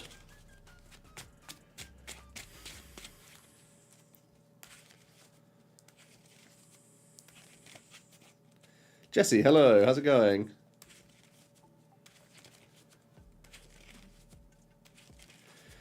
Yeah, but in that... So it's funny, because in that format, Gardevoir was the best deck that was Pokemon Power Lock. And then straight after that, Garchomp came out and it sniped 80 hit point Pokemon, which was Volbeat and Illumise combo shattered. And in that era, the supporter cards were pretty garbage, and it was all Claydol draw, and you used supporter cards to get you one Pokemon at your deck a turn.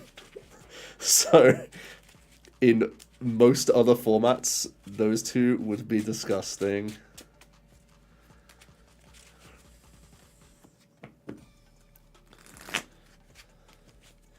Cube's on MTG Arena. Cube will surely be on live. Can't wait for when they fix standard and then start after that getting more formats introduced to live. Because they're definitely going to fix standard. Right, here we go again. Both switch. Who shuffled this? Both Great Ball. Who shuffled this? There's actually a lot of Great Ball in the cube. Ooh, this is a spicy one.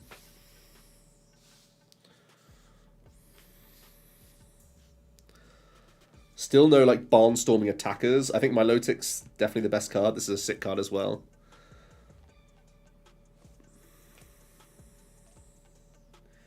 Take all. This is a big bundle deal, isn't it?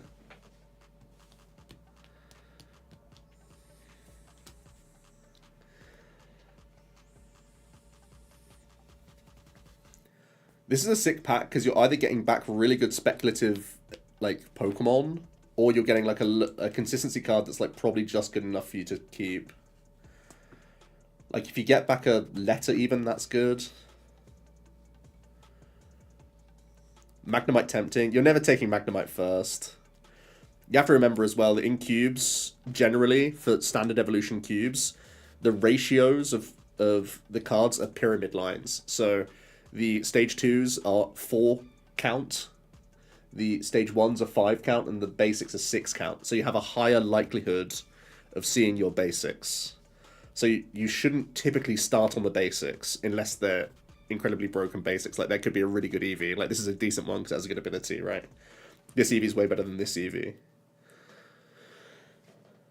But just generally, you should normally care more about the flagship evolution pieces rather than the basic pieces. Milotic then Stretcher. Yep, I'm with you there. I think you take switches over Great Balls. I'm pretty sure you take Great Ball over Copycat, unless you already have Yanmega pieces in your draft. Cleffa good too. Maybe Cleffa goes over Copycat as well. Cleffa and Great Ball are close. Maybe Cleffa first. I do quite like Great Ball, to be honest. I don't know how powerful this card is. I think there's a chance it's really, really good. I think it's never a high priority pick in packs, but I think if it makes it into your deck, it can be pretty good. This is a let's give up 1 prize to refresh my main attacker. This is a 0 energy, 0 retreat cost Pokemon, a modern baby, right? And it heals one of your Pokemon for 120. It's like that gold potion, but you're spending a turn to do it. Pretty cool. Pretty cool card. Overdraft recovery, it's your weakness. It's not even a weakness. Overdrafting recovery is really not wrong.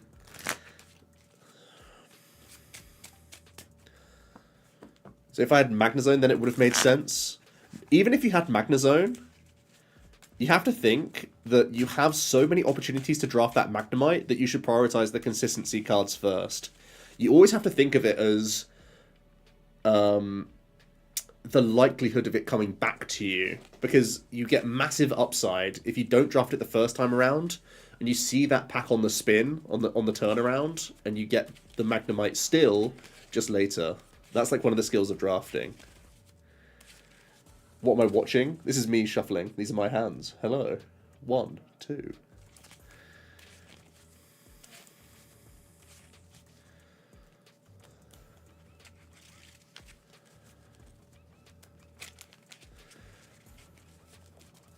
Alright, we haven't seen any bombs yet in terms of attacking mons. There are definitely bombs in here to be found.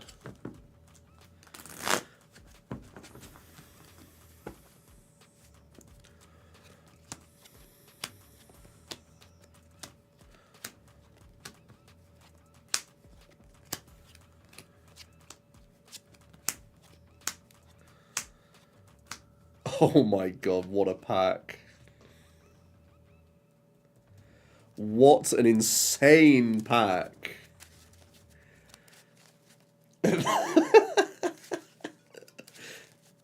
This pack is crazy.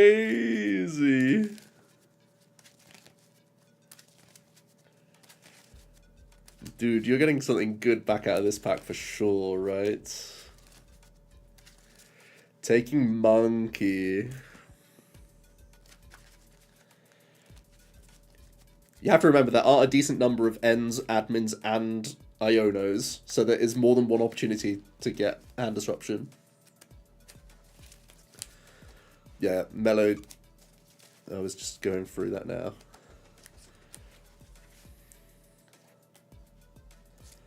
I'm pretty sure I value Admin over Collector simply because there are so many good setup mons, and remember if you go first you can't play that Collector. Because of the turn 1 rules. The context is all really important here. Beacon is also cracked. This is one of the strongest setup mons possible.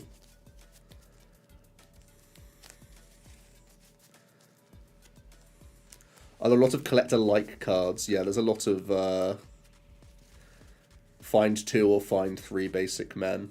This is one of the strongest ones because they go to hand, not direct to bench. So you can get some coming into play abilities. Like Uxie and Shaman and stuff. Water GLC bias is Beacon. Beacon whoops. Oh, Jake, that was such a funny night, wasn't it? That was hilarious. I still think about that. So ridiculous. I was playing a game on PTGO many years ago, and my hand was so unbelievably broken, but I started Vulpix, and because I wanted to my highest winning play was to disincentivize them from hand disrupting me. So I decided to beacon for 0 target and then emote to pretend that I'd done it by mistake. To try. Imagine trying to do that IRL.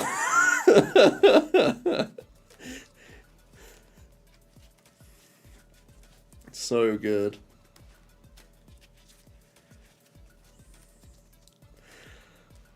Beacon whoops. I think it worked as well, right? I think they didn't hand disrupt because of it. Yeah, exactly. Off tempo, exactly. Yeah, exactly, Mello. I think that's the way you have to play it. Or you have to be so in depth in your prize check, and then be like, do your 6 prize check, and then give it to them, and then be like, ah, you've already drawn. Yeah, I'm an idiot. It's fine. But that's getting into, like, dodgy behavior. Now if you beacon for 0, it's a PTG live feature. Yeah, I could have played it off so much better on live than on PTGO. That's so true.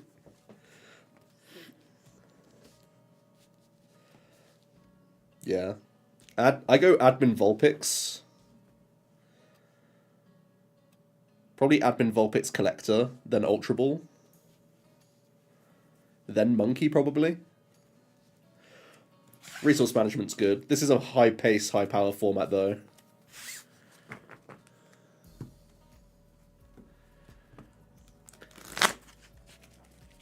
Monk is monk.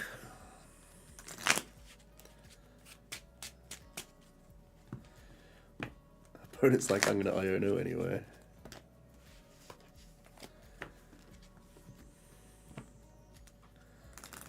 Your action's finished, buddy.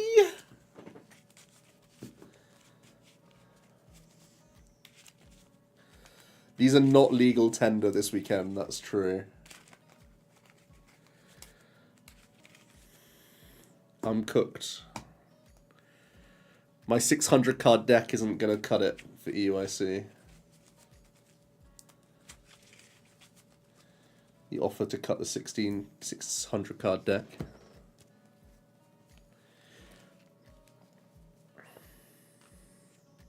Two, 4, 5, 2, 4, 5. We keep seeing admins pop up in packs. I'll do this better.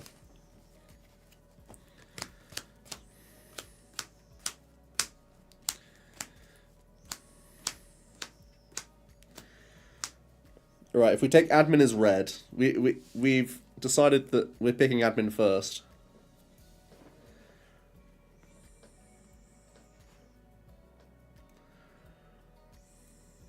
The anti-Snorlax 600 card deck. Espeon gives up...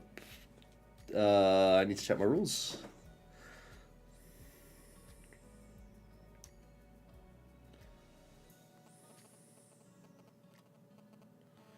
I'm pretty sure it gives up 1.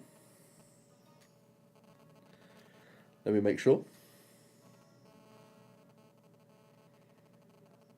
Yep, they provide 1 prize.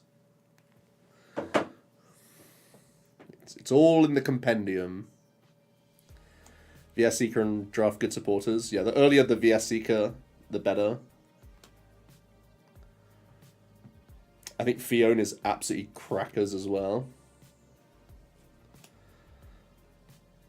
I think Pori Z is really nice. This is if you were in the Sun and Moon era, this is Florgus, where you flip a coin. If heads, you can get an item back on top of your deck. Fiona Wheel the Brooklet. Now we're cooking. That's sick. Soda's on one today. Is there Gust in the cube? No. There's Counter Catcher. There's Ability Gust in the form of Umbreon EX and Ninetales. There's a decent amount of sniping, but not much Gust. That is Mr. Mime, Best Pal Al. That sure is a Mr. Mime. Is it Pack 1 Mr. Mime build around? I'm glad someone mentioned it. I know one of my friends where that is 100% the case.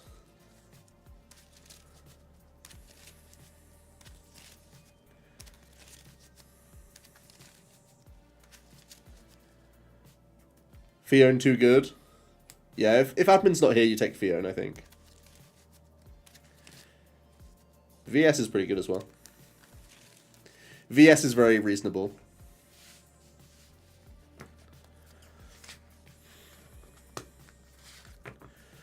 I think Soda's bang on the money that with the potential to get the Brooklet as well, then you're just Disneyland.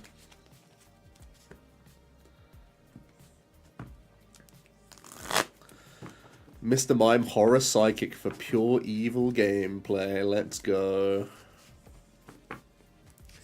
Then you start picking up every potion card you can see. Olympia, PCL, any hit point buff card. Crazy. Mime goes crazy. The Mime has been in my cube for 8 years, and I don't think it's ever won the cube. Mostly because Rab is the one who always picks it. But God bless. I give everyone... Actually, I think I've won with it as a hit-and-run strategy before with Dual Brains Magnezone. Oh no, it wasn't with Dual Brains Magnezone. It was with Alolan Sandslash when that was in the cube. Different iteration. Mantike Mr. Mime, that's what I'm saying. That's what I'm saying.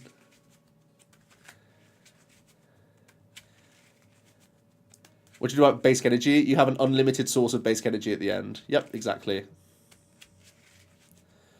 Exactly, Dirty. So we're only drafting Mons and Trainers, and then once we've all built our decks, we then request 11 Water, or like 2 Grass, 3 Psychic, and 5 fighting, or whatever the heck you need.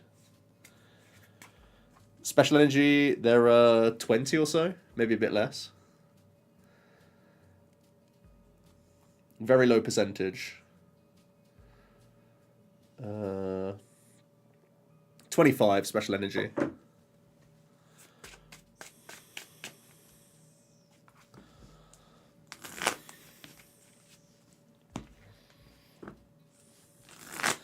Is this Epic Splash cube? I feel like Epic Splash is poisoning the minds of the nation, and there's an epidemic of people telling me about Epic Splash, and it's possibly the worst thing in the world, and I've never seen anyone actually enjoy the experience, and yet I keep being told it's people love it. I think it's just Captain Charisma of Jesper that gets people to come back, but I genuinely think it's like demonically possessed and awful.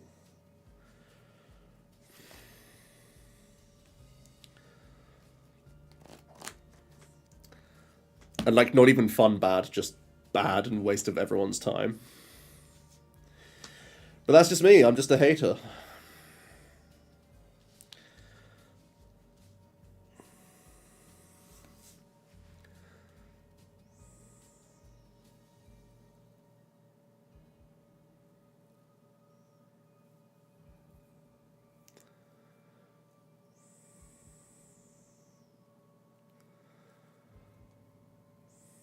Alright, no more talk about Epic Splash.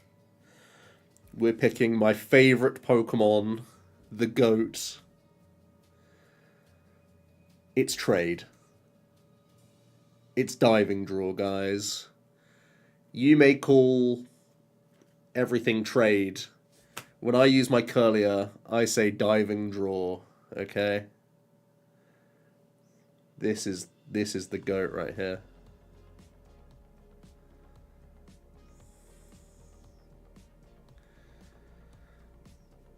If the penguin wasn't here, we take the guy touching his head.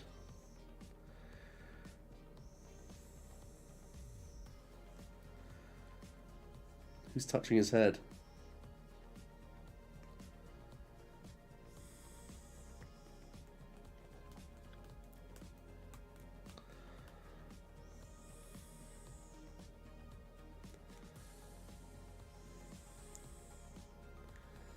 Remember how hyped everyone was for this card? Yeah, it was a difficult format for evolutions generally. I'm never taking candy first, even in a pack like this. I mean, we're hiding the insta pick. Maybe you do pick candy for that element snips after that. Archie's Emp, let's get it. There was some cool trump card Flareon decks that used this guy that would Archie him out. That was sick. Pori Z, yeah, getting Crazy Code early. Not many people build around this card in my cube, but it's always felt like it's had really good potential to me. There's also enriching energy in the cube now as well, and there could be some weird combos with recycling that card with Crazy Code.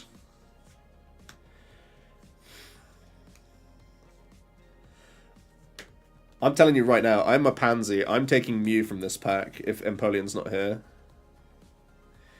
This Mew is so good.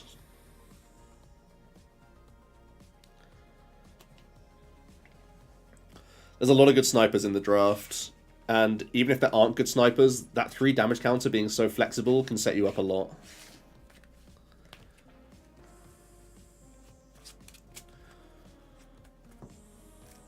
You're right, Mello. That's one of the issues of Crazy Code. You're probably not drafting it to be like this giga mega acceleration. You're probably doing it to just play a handful of the best ones.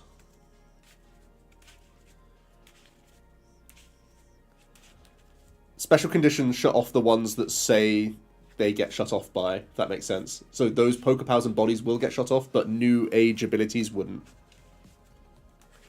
Good question. Do I need to add that to my compendium? I probably should, actually.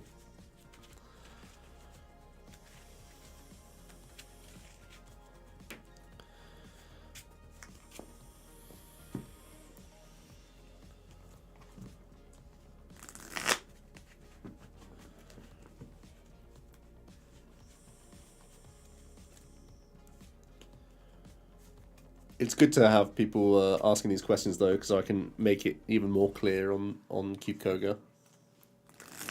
If we get enough likes on my Cube Koga, we can make this the most liked cube on the platform. Just saying. You guys like it, right? I'm not jealous of other cubes being above mine, not at all. That's fine. I don't care that mine's only that high because of me doing videos on it already and pumping it as much as possible. Surely not.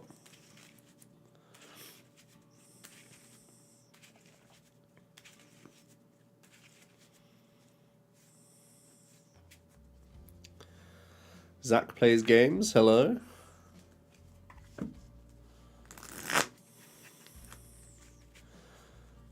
Come together to beat Puka. Your real ones are 1 star. Oh no. Rigged! It's rigged.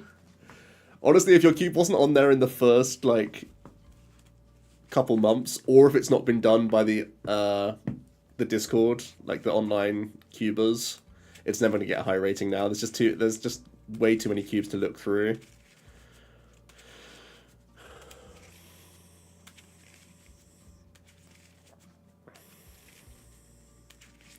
What am I running at EUIC? Archaludon. Came for the cube content. Let's get it. We're opening packs and discussing. We could also do a 15, 14, 13, but it probably won't work because in the lower packs we could still see those random crazy good cards. So. We're just pack one, pick one-ing right now and discussing. 2 Eevees next to each other. Who shuffled this? Ooh, this is a juicy one. This is a juicy one. Oh my god, it's been blown wide open. Just when you thought you knew you were picking something, the Lana's Aid Gardevoir combo comes out. Disgusting.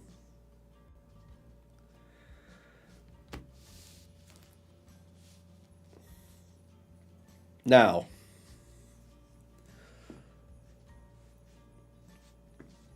this Gardevoir, honestly, probably shouldn't be in the cube. I think this is my highest power level Pokemon in the entire cube. But it's up against Precognitive Aura, which is Quick Search, as long as you have Garchomp. So it's the single-handedly best ability versus like one of the best abilities plus one of the highest damage output.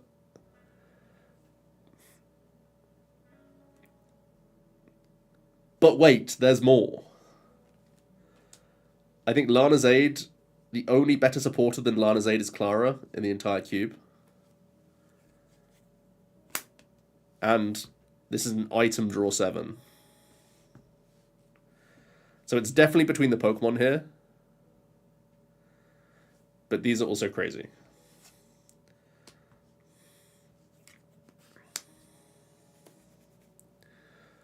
The fact that it's a precog aura straight away means you could just say, I'm picking Lucario, now I'm picking Garchomps aggressively. Or you can go, Judge Whistle. So I actually have Judge Whistle in the cube over Trekking Shoes because I have multiple copies of Judge, which is quite funny.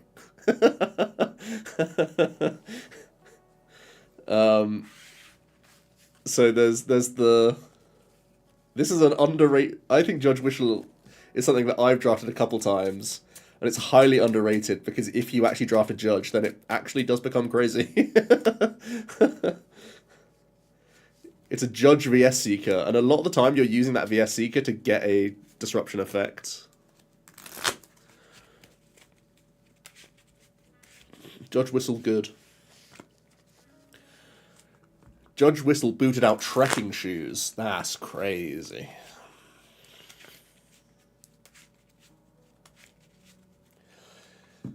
It's just a more interesting trekking shoes, really.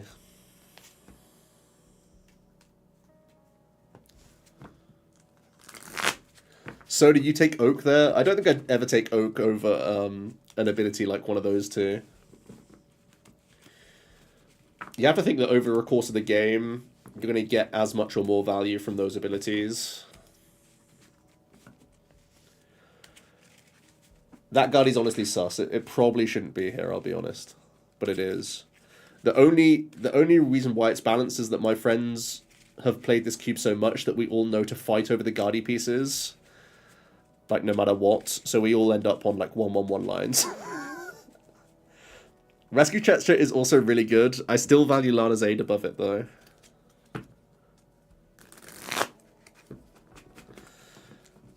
Stretcher was probably the 5th best there. Generally, I prefer 60 to 40 card decks. I was saying this earlier on in the stream, Brethren. What is a cube? A cube is basically a set of cards that you construct to battle with, but the idea is that you take one, pass it along, and draft a deck as you go. And then with those drafted decks, you battle each other.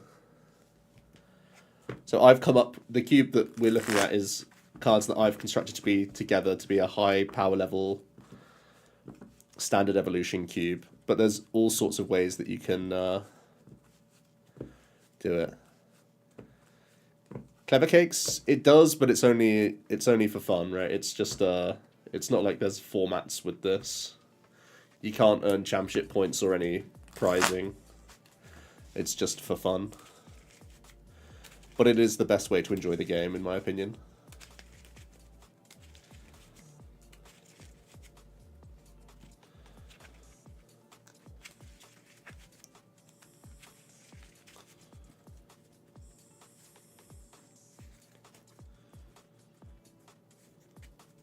That's the thing, Soda. Like, even my cube, there's so few cards I can add each set.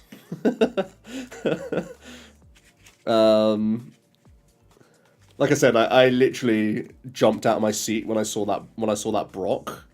So I was like, this is everything I want in a high power cube. But yeah, for most people you can't really do much. One more pack. We really haven't seen many stage 2 line toppers. There's one. So this Radiant isn't a basic, this is a stage 2. That's a specific rule for Radiance. Ooh. We got the Flare Witch. Oh, it's over. We've got the Playa Tropical. We got the reason why this cube's expensive.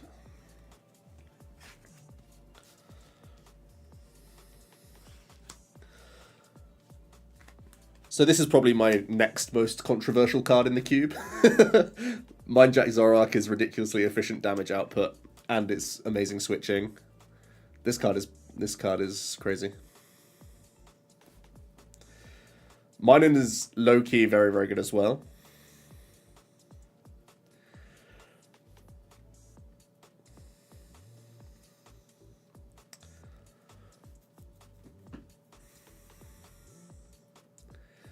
But that's a Fez. Minen is a Fez.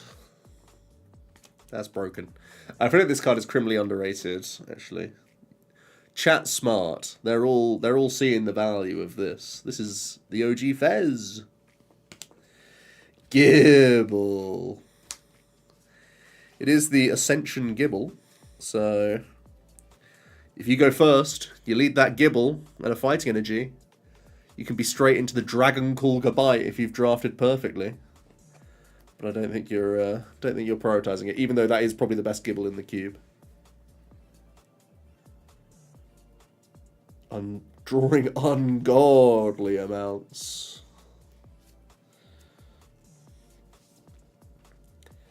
Any Playa Tropical lovers out here? Excuse me, Jesus.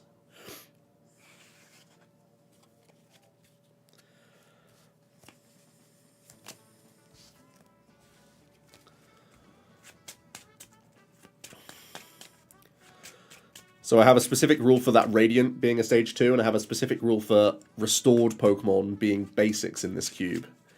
And both of those rules are just for those individual one-off cards of exactly Radiant Venusaur and exactly an fire-type Delta species Aerodactyl, which is a free retreat basic in this cube that searches your deck for a basic energy every turn. And that's, let me tell you, that's the good stuff. If you get that, oh boy, you're gaming. I made the exact rule just for that Aerodactyl because I think that card is way too sick. Alright, one more then we're building, then I'm making these packs and moving on with my life. Ooh.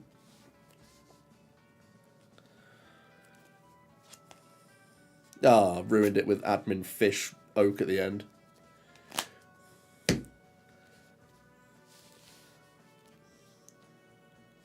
I think the last time I drafted this, I drafted Tatsu and it was the most disgusting card. Such an insane card.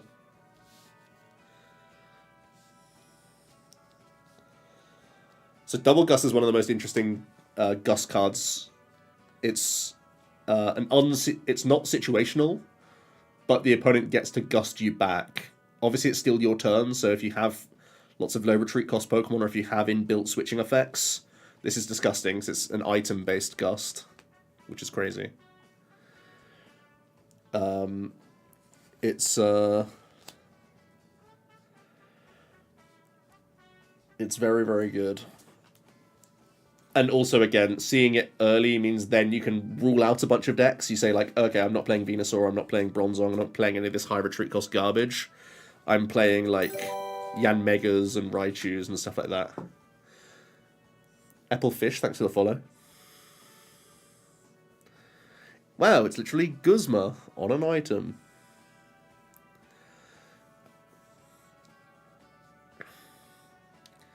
It's not Guzma when your opponent picks. It's not quite Guzma. It's Guzma if you squint. Or if you build a deck perfectly.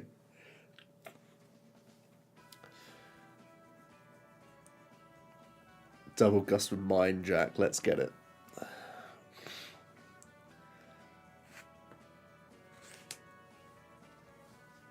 Pretty good Venusaur as well. I mean, you're never picking him, but if you're in Venusaur, you're happy to see that. And this Bronzong's crazy as well. There are two Metal Lynx Bronzongs in the cube. And one of my pet decks for this cube is just going all bongs. Heavy bronze bong. And then raining down the pain.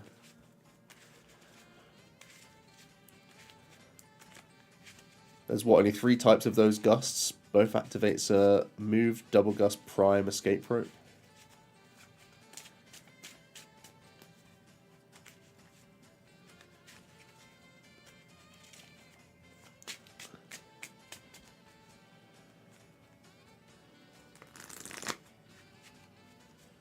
All right, let's pack up these, and then let's look at some online stuff, shall we?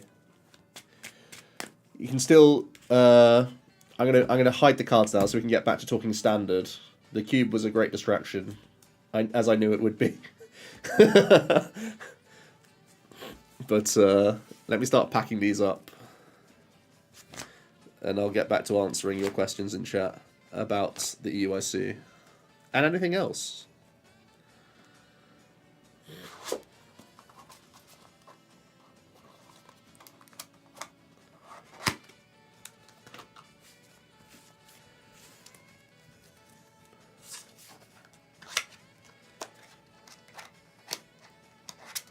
I'm using the Dragon Shield cube shells. Make it so much easier to... well, it makes it so much faster to draft. It's all pre-shuffled. I can just throw these things across tables, not worry about cards flying everywhere. Leads to many less mistakes as well, generally.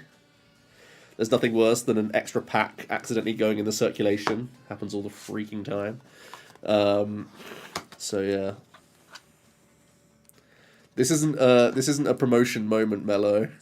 We don't have a Dragon Shield sponsorship. I just use them.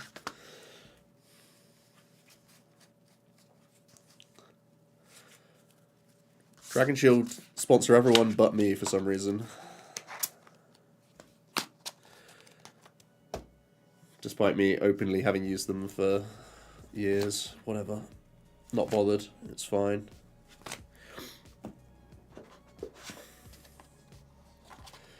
Who counted these packs?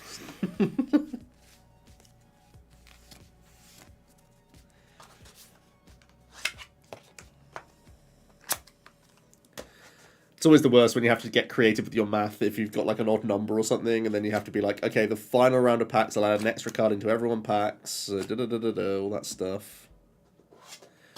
I did that the last time we did Chaos, and it was tough.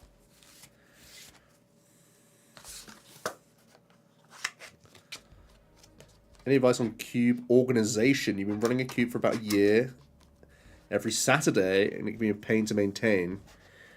Do reusable packs help? Definitely. So they don't save you any time. Certainly as the cube builder, these packs only add to admin and add to time. But for the player quality of life, it's really, really, really, really good, I would say. But it only adds to your headache, to be honest, Alex. Like, normally I would get other people to help me shuffle, and I'd get other people to help me make the packs. But that takes up all this time that I've been chatting with you guys and shuffling up the cube would be time. It would probably be like a third of the time, right? Because loads of people are helping out. But it means that there's no barrier to the cube itself. I can just open up the box and get straight down to business when I see people for the first time, and I value that quite a lot.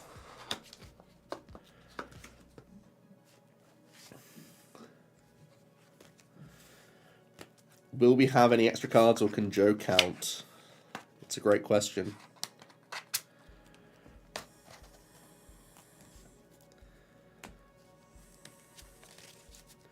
I did make changes downstairs this morning, or this afternoon, this evening.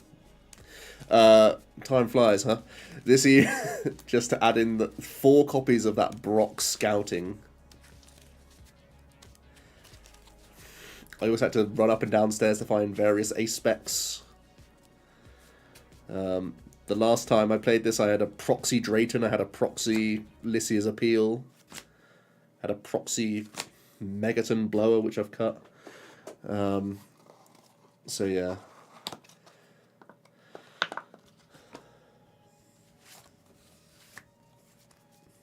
The reusable packs are great quality of life for the players, though.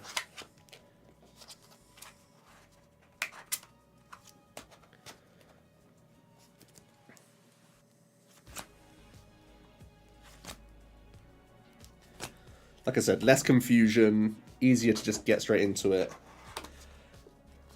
It does take up a lot more space. Sometimes you have to bring your cube, then also bring an extra, like, box for the overflow of Dragon Shield, for the overflow of the empty shells.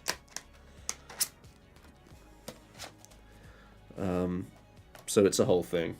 It's a balance. It's a trade-off. Like, there's been times before when I've shuffled the cube, and then I would make the packs, and then I'd put another pack face up.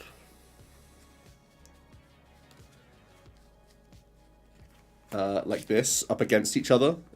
So I'd have them in a box where they'd be up against each other, so I could, like, piece out the packs for people without me seeing the cards, but it's just so much more effort to do that than just have the packs themselves. If you send a list you're thinking about bringing to Atlanta on Discord, would I mind dissecting it?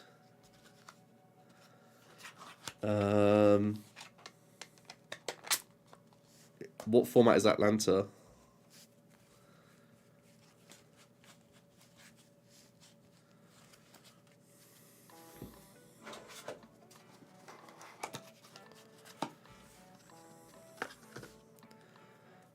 Atlanta's post row.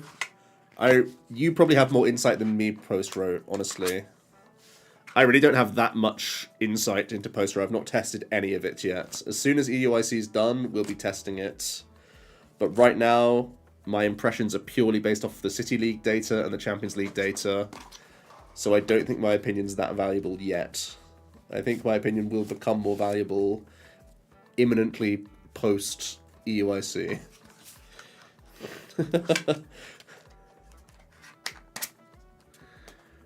So honestly, I'm no help. You've probably played more games of Post Row than I have.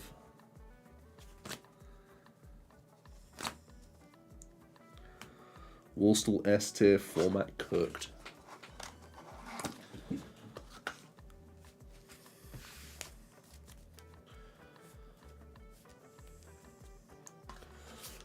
What is a cube? A cube is, like what you're seeing, I'm building packs right now because real life Pokemon booster packs are completely useless. You can't build decks out of them. So what I've done is I've collected all these cards together from various different eras of the game so that we can have a fun, balanced experience, but in the process of drafting these cards. So you build your deck as you go.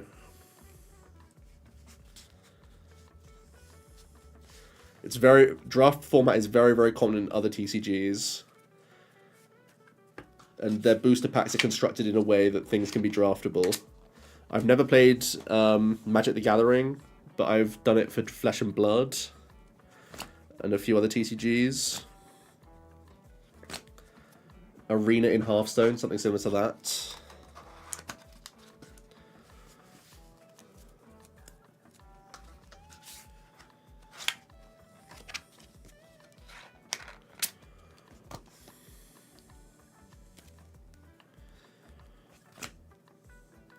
Flesh and Blood's an awesome game. That's one of the coolest game mechanic games ever.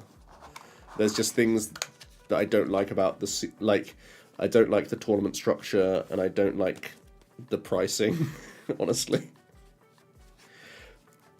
I've got it too good with Pokemon where everything's cheap as anything, but it's one of the sickest game mechanics. Like, the way the game is played is so sick. And I love the theming of it as well, because it actually feels like you are battling someone. It's so clever. Mechanically, one of the coolest games. I want to buy more of the starter decks and just have them as a for fun time activity at hand.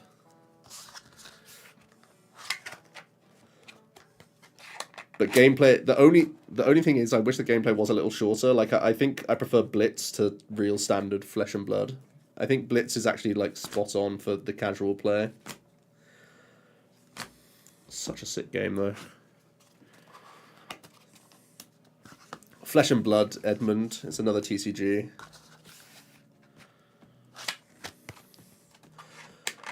But because I'm a spoon-fed Pokemon TCG player, I don't expect to pay £500 for a random card. Just a random piece of armor.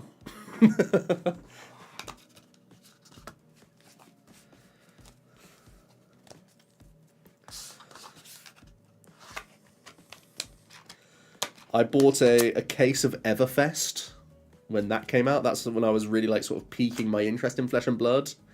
Got, like, barely any usable cards. Didn't even get... What was the hero at the time? Bravo. The new Bravo hero from Everfest. It didn't even get him, and I wanted to build a deck completely around him. So then I was like, well, forget it. Forget it. Oldhim is the GOAT, bro. I think Oldhim's like the only deck. I had Oldhim and Lexi. I really liked Ice Lexi as well. I didn't like the aggressive Lexi. I liked the taxing slow Lexi. That was such a sick deck. Starvo, yeah. Starvo was the Everfest guy.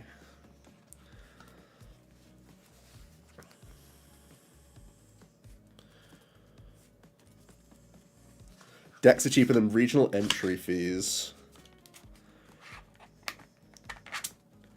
Honestly, it feels like the right way around, right? You get more people into your game if you make it cheap as anything, and then just have the higher bar for the higher invested players. Like, the only reason I stopped Flesh and Blood was it was too expensive to be a second game for me. And any new TCG at this point is going to be a second game for basically every player of our generation.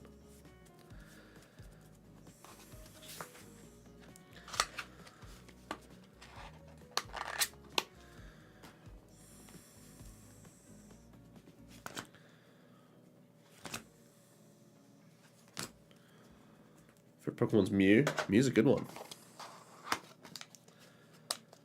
Your Archaeo main in Blitz was so much fun. That's sick.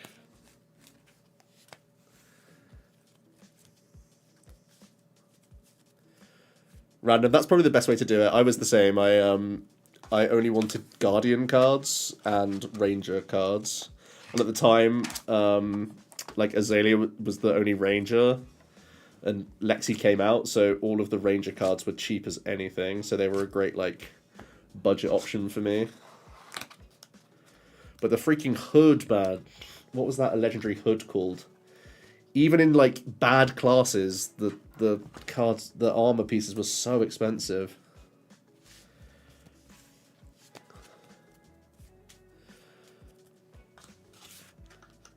Yeah, I think that's how you do it. And if you get, I think the best way was if you had like 2 or 3 mates that then all played different subclasses, you could like split boxes.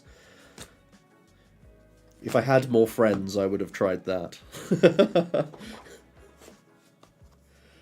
Note to self, have more friends.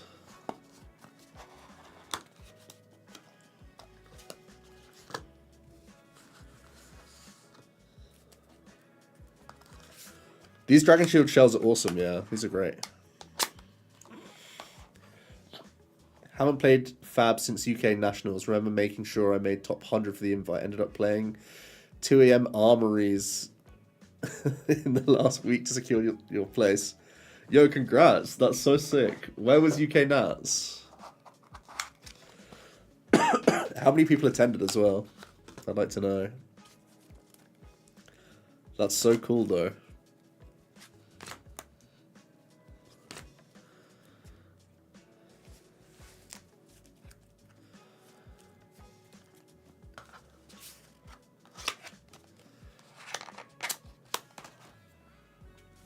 Really like the artwork of that game as well. Honestly, I should still be playing. It sounds terrible, but optimally, I should just be proxying that game and playing it for fun on tabletop. It's so tragic to say. I'm so stingy.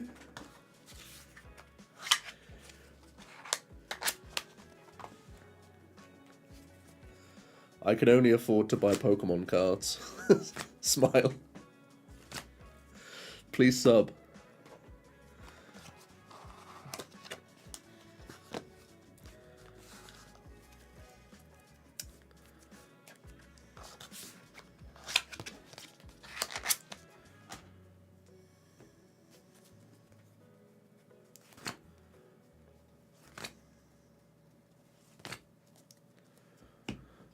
Fab's a full-time pro. Game is wild and super interesting. Yeah. What happened to Alestrals? I've got some Alestral cards just over there. I bought in on the Kickstarter for the alpha, and the alpha was very alpha. Nothing worked. None of it bloody worked. Which kind of put me off, because I was like, my goodness, I'm not going to have another card game where the client is absolute giga trash. I'm out of here. But of course, by that point, I'd already done the Kickstarter, and I'd already bought the pre-release for Moonrise. So my Moonrise boxes and starter decks turned up just the other day, and I was like, oh, I'm kind of already checking out of this TCG, but I really should. Now that the beta's back, it's less of a completely broken game. I think it still breaks. But the client is getting substantially better at a very, very fast rate. So I am probably giving it unfair criticism. As someone who very rarely does alphas of anything, I had probably unnecessarily high expectations, just because I knew it was a Pixelborn port.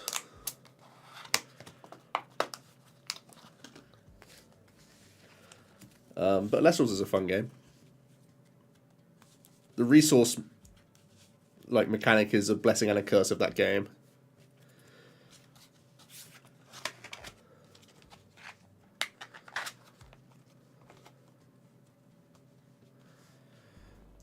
Keldeo EX and Rayquaza battle decks have some fun tonight. That's a sick era to go back to.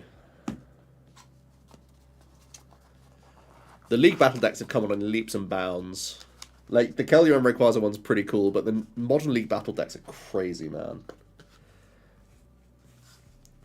They are knocking it out the park these days.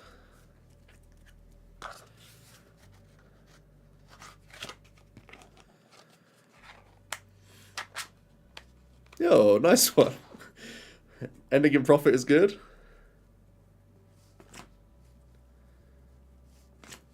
You did some webcam gameplay? Awesome, awesome, awesome.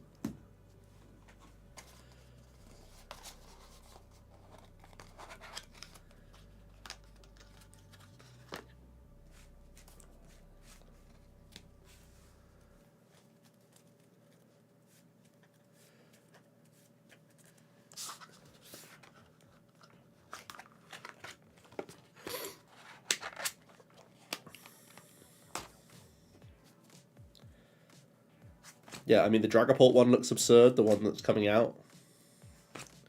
Charizard one I got for Christmas, even though I had all of the pieces, just I was like, hey, this is a cheap Prime Catcher and cheap Pidgeot EXs. And cheap Buddy Buddy Poffins, and I have way too many decks built at once, so I need more.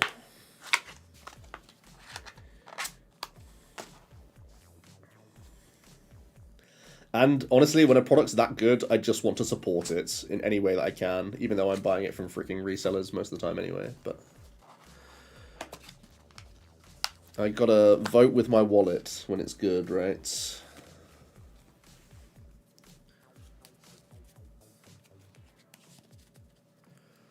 Random, nice. Doing the right thing. Jack unfortunately had some cards stolen in the post, and part of his rebuild was buying those League Battle decks, so he could actually play in locals.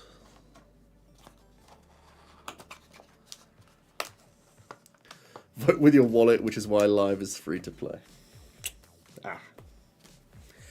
Ah. I can't believe you've done this.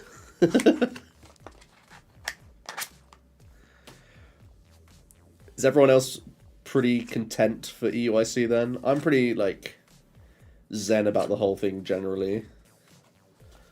But, what happens to his cards in the mail? Either someone in his building or the postman just upped and yoinked. I don't know how many decks Jack lost. I think it was like 3 or 4 decks that he lost. Of, like, basically his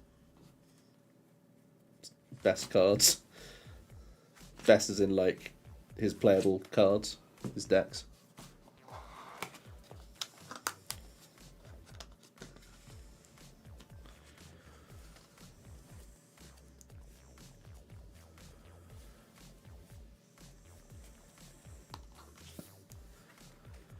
You were locked in on the Miraidon pre-Azul. That was pretty much the place I was at, Soda, to be honest with you.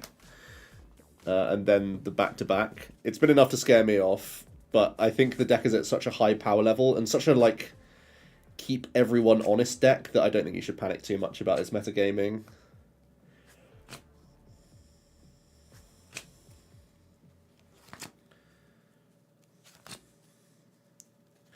The last thing I'd be considering in Miraidon is if you want to play 2 Switch Cart. That's, like, the only thing I would think about playing.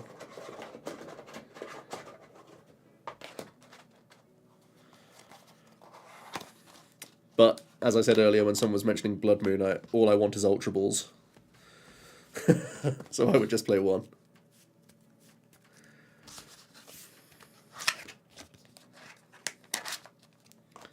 Is this 15? Did we do it? Oh, thank God.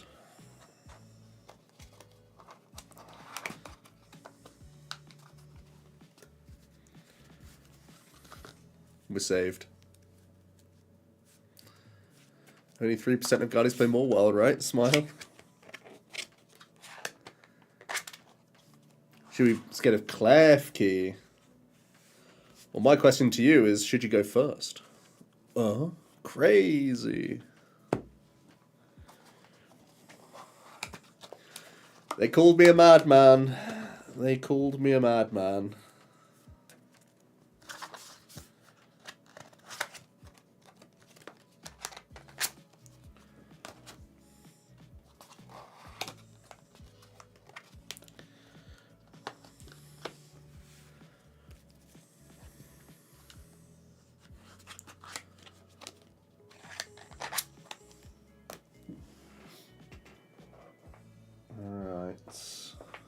Good. That's that then.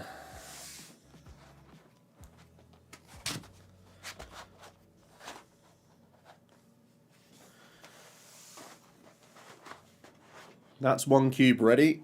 Todd's got the other one. Locking in Gouging Fire. You're on Moon at Birmingham. Got to go Gouging Fire here. Nice, nice, nice, nice. Got some Sada gaming going on. Now, here's the awkward thing. The cube box that I'm using is currently propping up my computer. So, bear with. I'm going to do this without breaking anything, and it's going to be fine. Genius! I'm a goddamn genius. Bonk. Okay.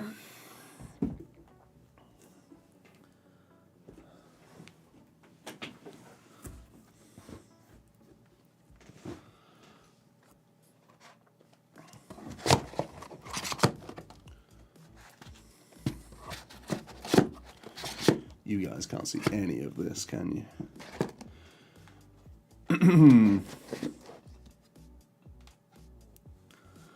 You think Tord is lovingly making packs right now?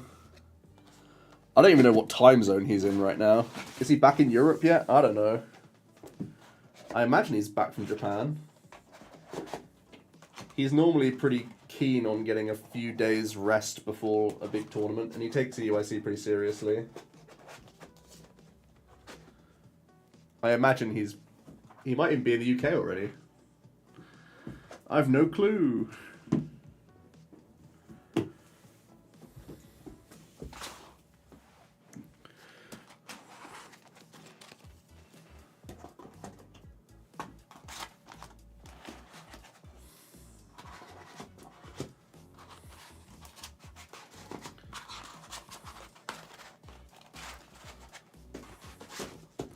Look at that. It's like I've calculated it. It fits perfectly. We've got the energy here.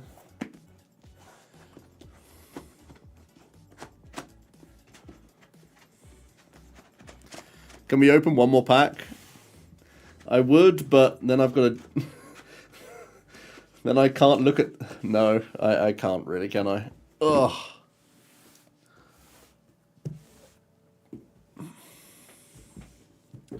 The coolest thing about these Ultimate Guard products is they're called Omni Hives. Certainly nothing to do with me.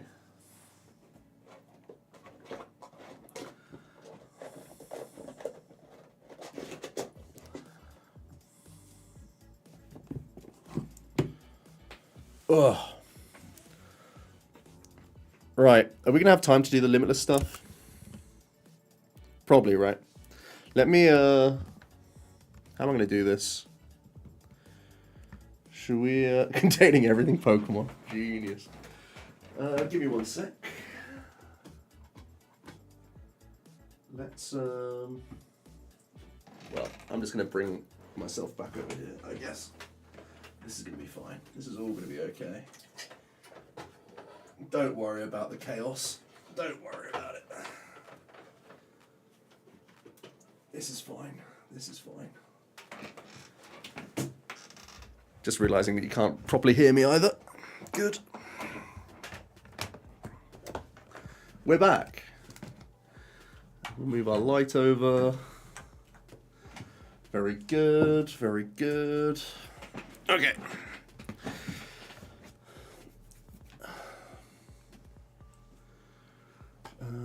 Now let me do some screen rearranging.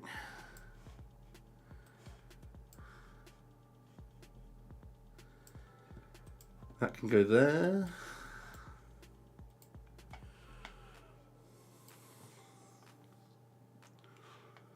Podcast tomorrow or nah? No, we didn't do any this week.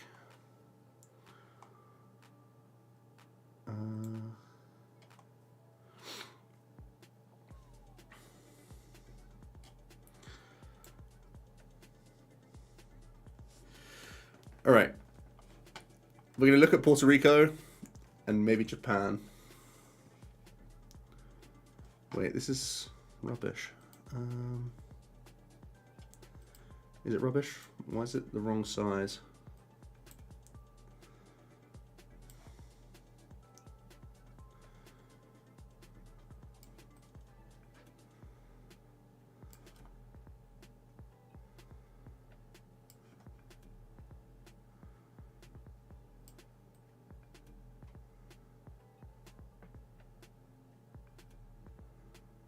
There we go. All right, I'm going to open the list. We can ruminate over it, and then I'm going to get some water quickly. I'll be back in a sec.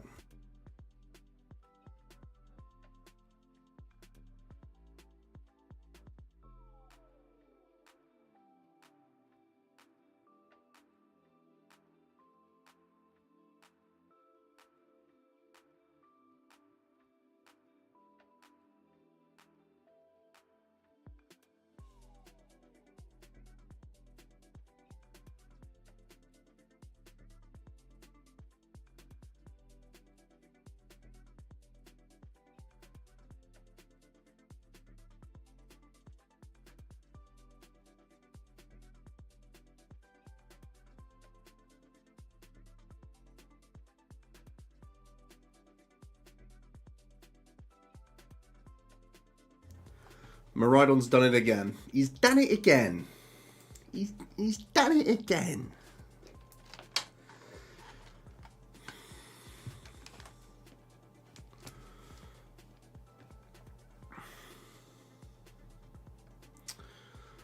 Right.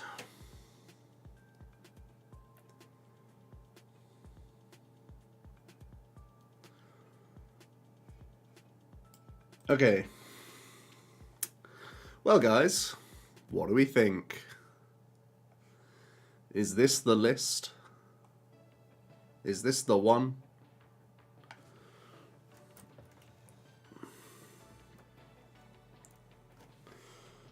All my stuff's out of place. Is this the one?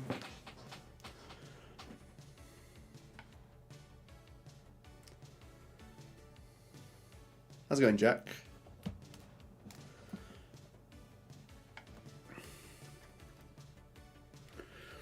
So this is Azul 16 minus energy plus zap, right? Genius. Actually, genius.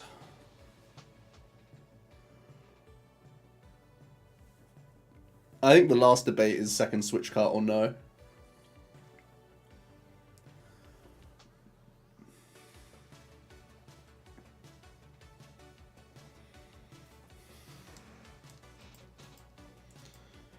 Mid-Ride-On. You can't. This chat box is an annoying size. Oh, that looks worse. Let me just do this instead. Genius. Senkar helps the Guardi matchup, but is it that important for EUIC? Guardi stock's going down? I feel like Guardi will still be top 3 most popular, surely.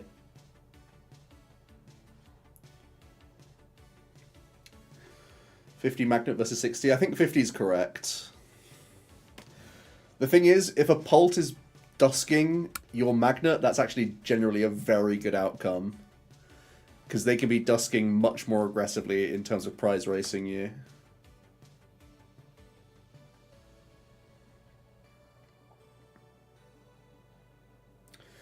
The option to hit 30 into Budu is relevant, that's true.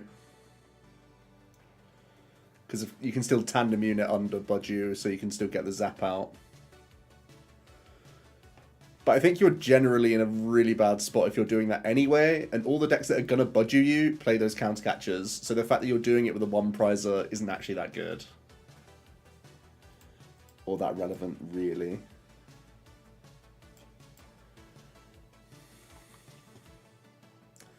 I think stick with charge. Copium charge. Broken attack.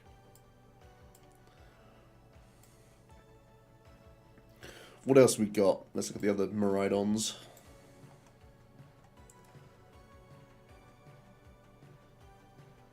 Couple of research in the list. This one is playing 2 cards. So this is minus Arven plus 1 research, minus Ultra Ball plus 1 research. It's playing Rod over Night Stretcher, which I absolutely hate. Stretcher is so much better than Rod. You need the immediacy, I think. This is playing no Rotom, and it's playing second switch cards. So Rotom was a suspect card for me as well. It's really weird. I feel like so many decks are going to let or make you go first that I do see the value of that Rotom, but I could also easily seeing it just becoming Zapdos. Vac in here too. Yeah, so they're playing no Bravery Charm, but they're playing Vac. So it's Arven, Charm, Rotom, and card of some description. Or the Night Stretcher. But that's just a 1-to-1 change. I think Zapdos is also probably too important to not play. The fact that it helps Guardy and Arch, surely that's just good enough. And it's good into like Terrapagos.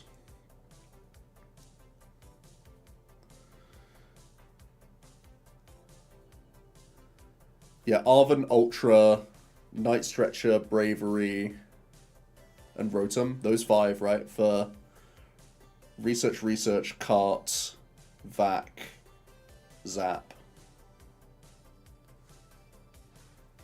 I'm holding up 5 in both hands, that sounds right. I don't like Future Booster Capsule. The thing is, you need the damage mod against Arch, and Arch is the deck that plays sometimes as many as 4 Jamming Towers. I'm a bit sus of 2 Ultra Ball. I don't hate 1 Research in the deck. I think 2 sounds high. I think Research to Ultra. Rod, definitely not. Definitely not Rod. It's never Rod. It's always Night Stretcher. Vacuum versus Bravery. Kind of interesting, because Vacuum does kind of allow you to do some healing if you're vacuuming away your own Area 0, if you think about it in that backwards way. Plus you get to get rid of like hit point buff in Guardy's case to maybe get extra cheese KOs if they're like trying to Scream Tail or Drifloon or something like that. It can also like allow you to get past other big chunkers that you can't otherwise KO. I think Bravery Charm's probably still slightly better, but you can see why they didn't play the Bravery when they have 1 less Arven in the deck, so they have like less diminishing returns, I suppose.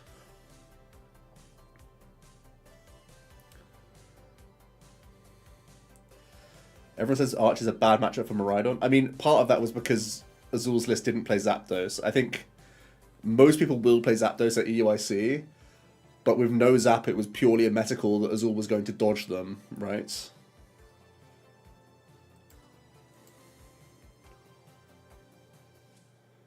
One more Miraidon from Maddox. Oh, Maddox played this. Okay, okay. Oh, he played it in Merida. Oh, so he's also doing double research. Interesting.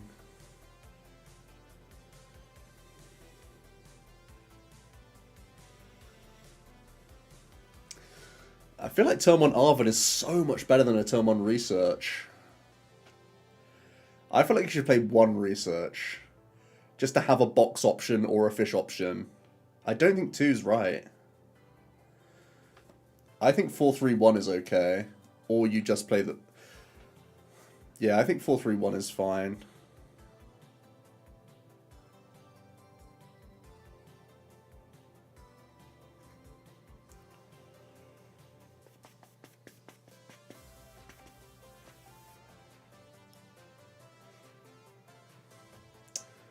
And yeah, I hate Super Rod in here. I don't know where the logic comes from for Super Rod. Night Stretcher is just so unbelievably core.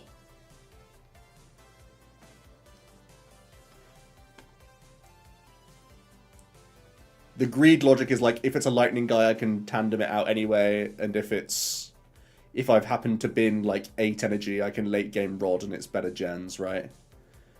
But normally you're playing the deck in a way that you're filling the generators earlier anyway, so like the late game impact generators shouldn't be that high. You've already got Magnet to get your first handful of energy that you like Ultra Ball and Squawk and stuff away anyway. That you really don't need this Rod. Like the instant impact of recovering a Fez that got Gust KO'd, or recovering a bundle for game, or if you had to discard Magnet with an early Squawk or whatever. The immediacy of that card is so insanely important. And notice those are the ones I was saying that aren't the lightning guys that you could tandem out anyway. How's it going, Ryan? Been a while.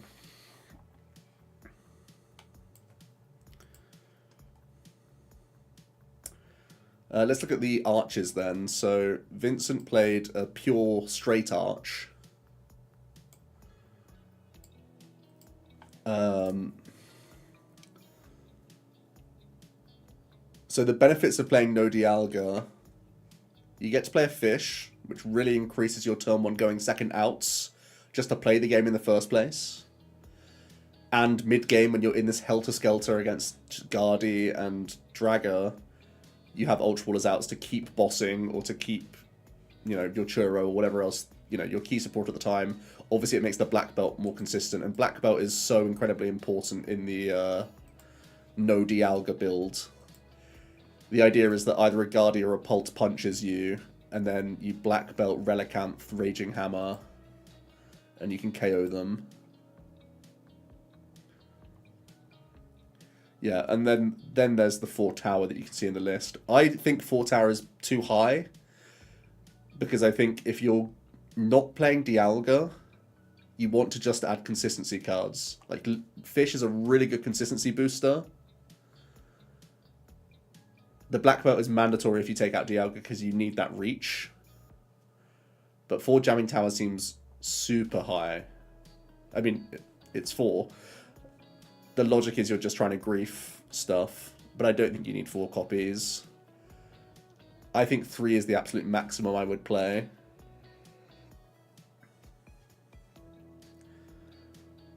And I would prefer this to be an extra Iono, Gear, Vessel, Trekking Shoe, something like that.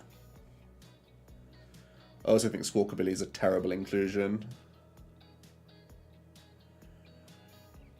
Your opening game Ball Search is so rarely Squawk.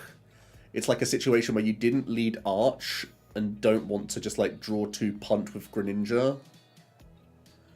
But also it's a hand that you only have 1 Ball Search card in, and it's not going to be okay for a Dur.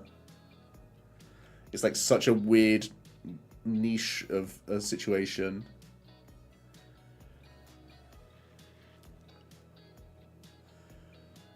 And obviously there's so much Miraidon that this guy's just awful to put down. Like, if you go first into a Miraidon and you're forced to Squawk, they can Raikou your Duraludon and completely still style on you. I mean, I know you have Cyclone and Double Churro to maybe, like... Maybe you get rid of this guy. And the sort of upfront, I at least get to play the game potential of this card is solid. But then you're really griefing yourself in a mid-game situation against especially the aggressive decks. And at those points in the games, you need to be prioritizing INO. So it's exactly drawing the Cyclone that fixes your horrible spot.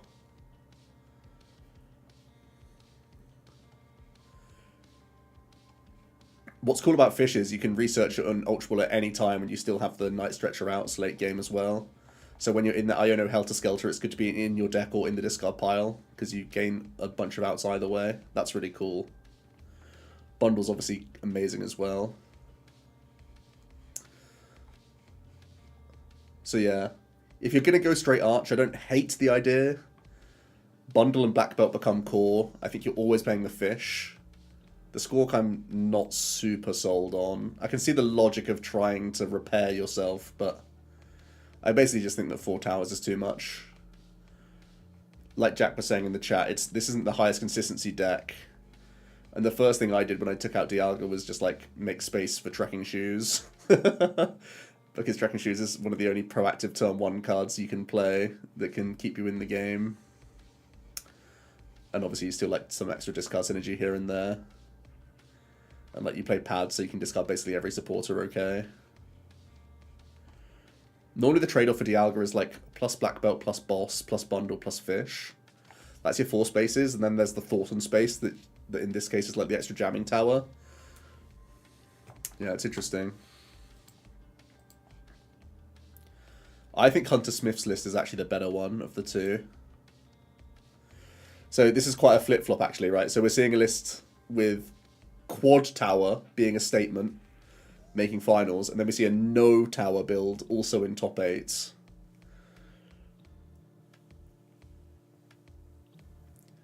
I've come to the consensus that 1-1 Dialga is probably the right count, because 2-2 is too thick. Too many spaces you're giving up.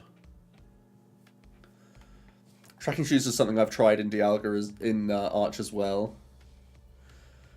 To be honest, I've not tried it with Dialga together. I've tried an either-or situation. I do think Tower's probably important enough to play, though. So even though you do get a lot of consistency, and I mean a lot of consistency, by having stops and shoes, I think you cut 2 stop from this list and turn them into towers. And then the debate is like, is 3 shoe better than a fish, an extra INO, an extra vessel or energy? Or do you like the fact that it can be everything at once and it's versatile? Because these are, like I said, it's like when so last year, I played Arceus Giratina to EUIC, and I found the space for 4 tracking shoe, because I played 4 Ultra Ball, 4 Nest Ball, and I just wanted additional cards that let me see my basics in the opening turns, in addition to my 8 Ball Search cards. So it's the exact same logic of taking Arctina last year. So I do really think Trekking Shoes is valuable.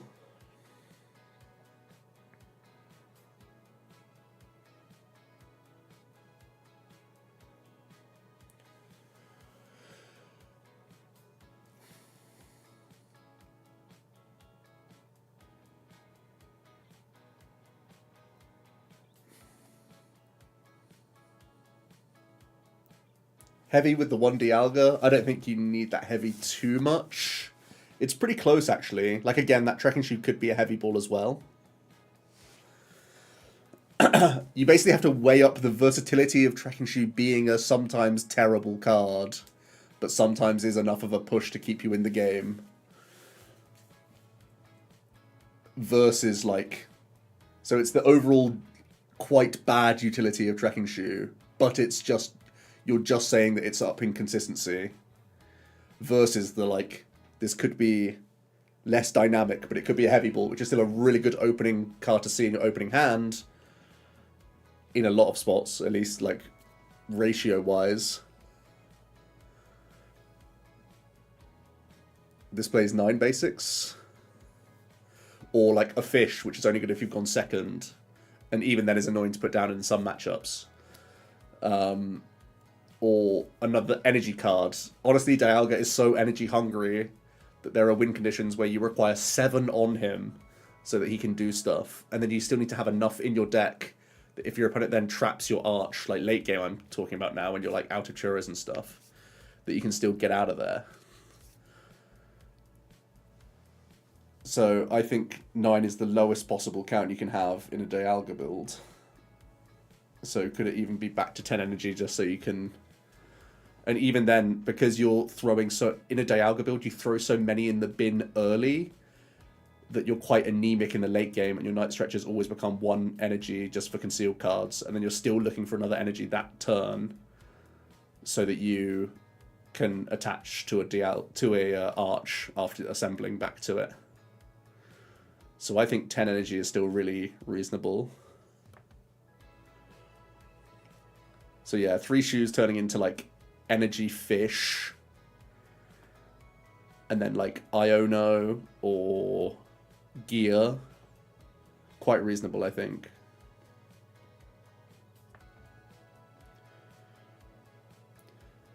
Yeah, I think it's weird, like even in a 1-1 Dialga build, you're not trying to go Dialga every game. It's like a cream on top / I can threaten this in every game and it can claw me back from a lot of situations. But equally, I think the Greninja is more devastating if you prize that. Prizing Greninja is really devastating, I think. So maybe it is heavy. We just have to know where to find it, right?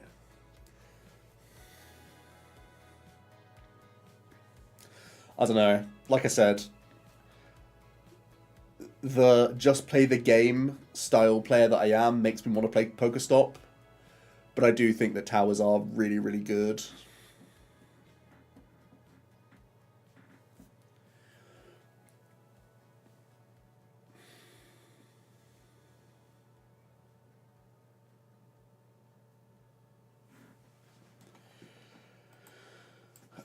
So yeah, two very, very different archers. This one had all the setup Pokemon, but no setup items or stadiums, and the other one was like, I don't want to put down squishy mons, I'm just gonna stop and shoo. Quite interesting schools of thought differences, right?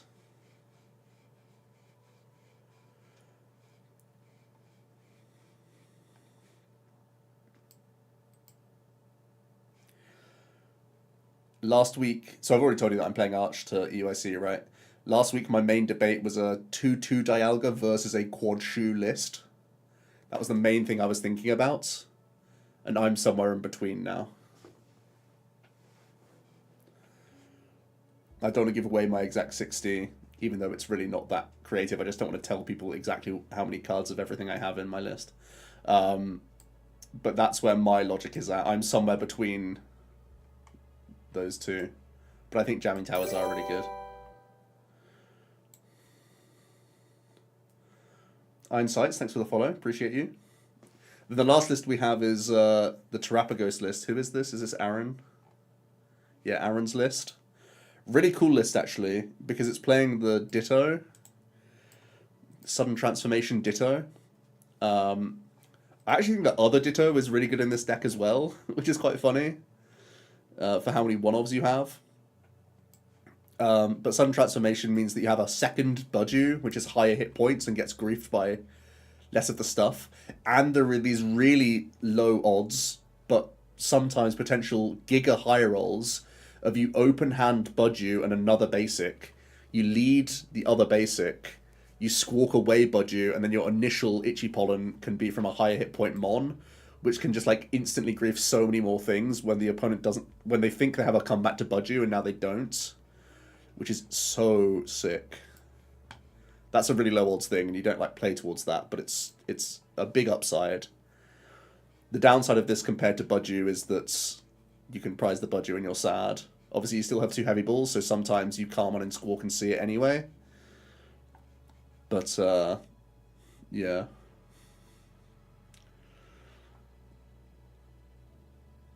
What else is interesting? One Forest Seal Stone scares me. I feel like the deck really hinges on Forest.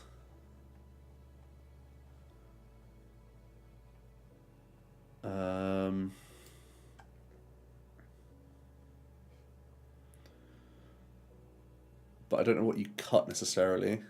What do they have more of in this list? Oh, EUIC isn't core, right? EUIC is only in some Terrapagos lists. This is sometimes just Forest. 4 cart is as high as it can be as well. I think you can get away with 3 cart if you want to change cart for Forest as well. I know cart is really, like, it enables Valiant and it enables Budew to just chain Budewing, so I think it is a pretty good card. Obviously, it also adds to your like donk potential and just get into trolley potential. So it is one of your higher value cards, but still.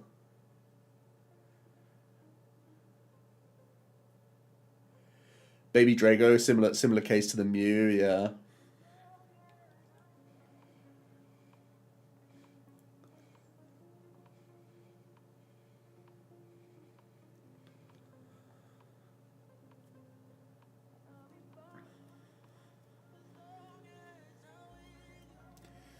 You like Baby Drago more than Mew? What's the logic of Mew? I guess you're just saying that you have other good mons that you can shove at the start of your turn. No, even that's not that good, right? Like, what do you actually shove? Nothing. Or you still end up shoving the Mew. Yeah, that's... Yeah, why is this a Mew and not a Drago?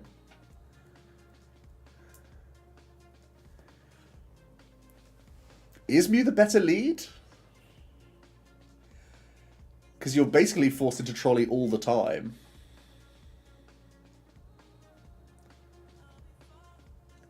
Research and Carmine? Yeah, I like this supporter lineup.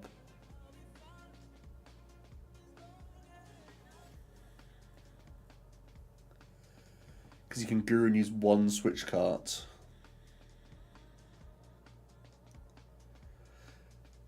Whereas the other way round, you have to switch carts. No, because otherwise, if you have switch cart in hand, you switch cart into monkey, then trolley out Lati anyway, right? Is it just because you can do it without area 0 better? Yeah, it's so that you can trolley without area 0 in hand already a bit better, a bit more cleanly. So that you don't need to yeah, okay. That's the logic.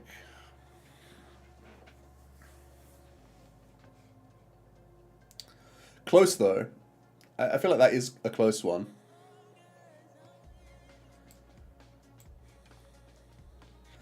That's all the lists we have. I think a lot of people would be interested in seeing the Cereledge list, but I think there's already a lot of cynicism around the deck, and I don't think seeing it make top 8 particularly changes much unless the list had something really creative.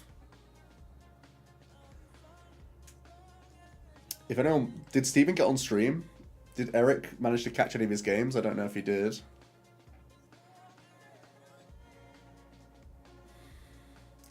The double DTE Mochi. Let's get it. That's sick.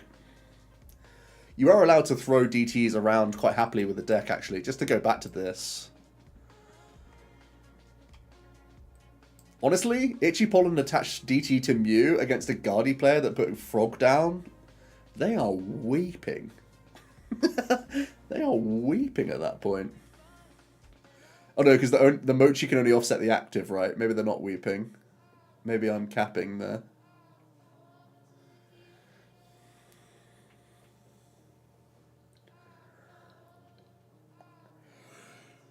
Oh dear, I'm tired.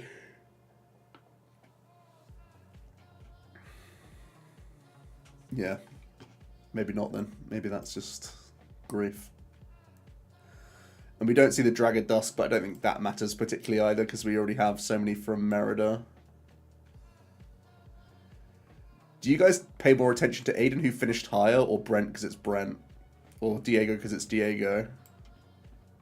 Interesting thought experiment of which one you, appreciate more.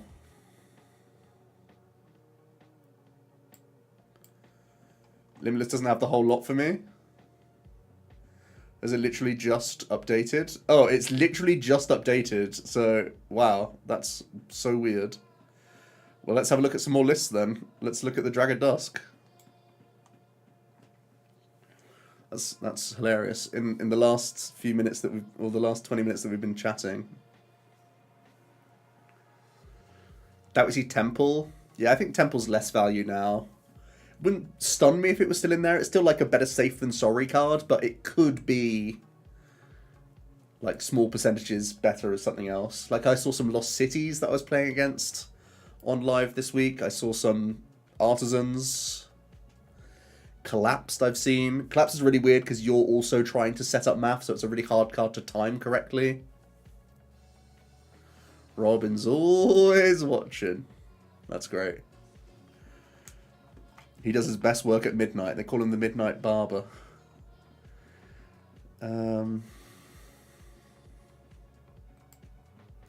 Yeah, pretty good stock list though. Let's see if Steven's done any cooking. Not really. It's another Blender build. Oh, it's a jamming tower build. It's not Pokestop. One Fan Rotom just for a. It plays no Budju either. Fan Rotom, so you have a 1 energy 70 attack with only 2 stadiums in the list. What is going on?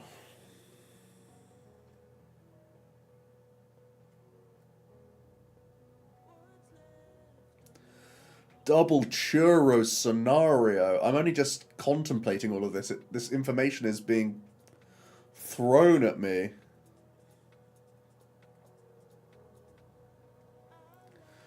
Double churro. Who saw that coming?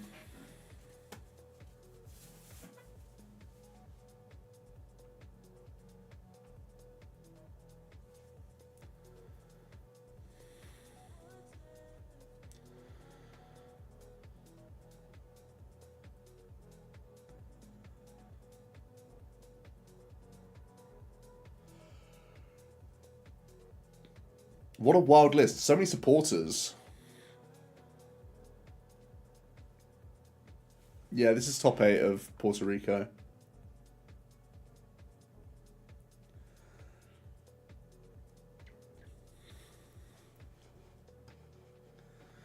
They never expect the 4 churro in one game.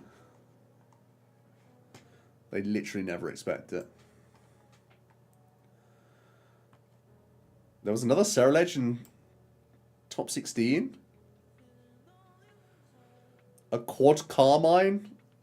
Man, every Cereledge is blender jamming. I was so high on Pokestop Box. It's got the 1 Poffin. Gotta believe. You just gotta believe. That's crazy. Remember, this is a smaller tournament, remember, but still. Let's have a look at the Guardi, just in case it was a... It is still a Heroes Caper. Is it the same list as... No, it's slightly different. What's different?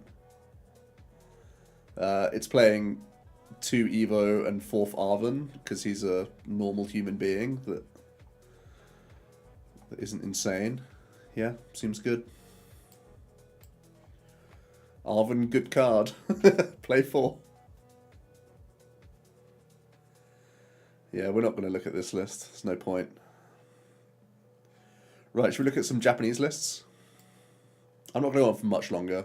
Let's just let our jaws drop at some of these boys. Dropping our jaws like a croco gnaw. Real ones will remember where that line came from. Right, so let's get familiar with our boy Gator. He puts 5 on himself, and then your attacks do 120 more damage. That's broken. So Giant Wave, in theory, can do 280. So you can get yourself in this position where you get a prize lead by using big bites to trap stuff and reverse thrusts to protect your Gators, whilst torrential hearting, so you're increasing the damage output of both of these little dinky attacks, not only from the Gator itself, but the monkey then adds up. And especially if you're doing hit and run, you can go into Mimikyu or Milotic. Very often early game, it's going to be budge you into a lot of matchups anyway, right? So you're going to be buddying torrential heart and monkeying stuff. Pretty grief. And then, yeah, you have like 2 or 3 baked in win cons, which is kind of funny. The win cons include trapping your opponents, walling them out, and then just like slowing them down enough to win a typical prize race by setting up double Gator to hit 280 twice with monkey math helping out as well. So like you can get just far enough ahead to a point where Gator can attack, like 2 Gators can attack back to back. Just be like, well, guess I'm at 1,000,000 damage now, so I'll just monkey attack and then monkey attack with the next guy. So it's a really difficult to play against deck in that you're hindering setup the entire time, making the opponent have weird prize avenues. But your late game can just be like, I guess I'm at a bunch of damage now. I'll attack again. GG. So I do think it's a real deck as well. Why Milotic when you can just play Mimikyus with Lux Cape, which walls everything Milo does and more? I mean, by the looks of things, Trolley is a really important ace spec, right? Because all your damage comes from your monks, really. I think that's purely just because you're playing Lux Cape anyway, right? You're doing Mimikyu Lux already. So if you're doing that, if the Mimikyu is being the effective wall that you want it to be, the Lux Cape is the same as the ace spec, right?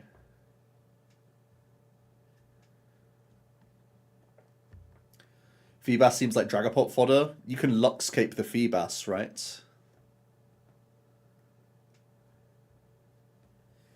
You can budge you, and you can budge you when it's a Feebas as well, so you can stop them candying.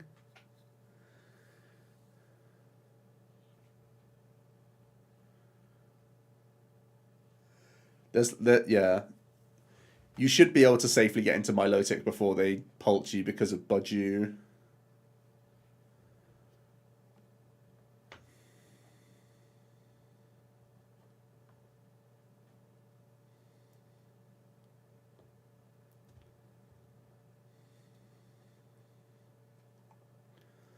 There was a City League pult that played Luxray, and that's pretty sick.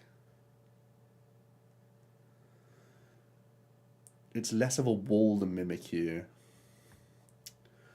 The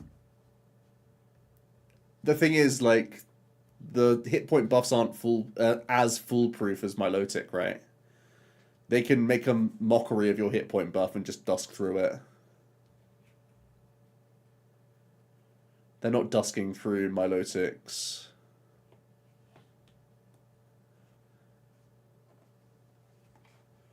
I don't know. I know Milotic's less versatile, but it's had so many, like, when we look at the rest of the top 8, it's had so many results that it seems to cover easily enough.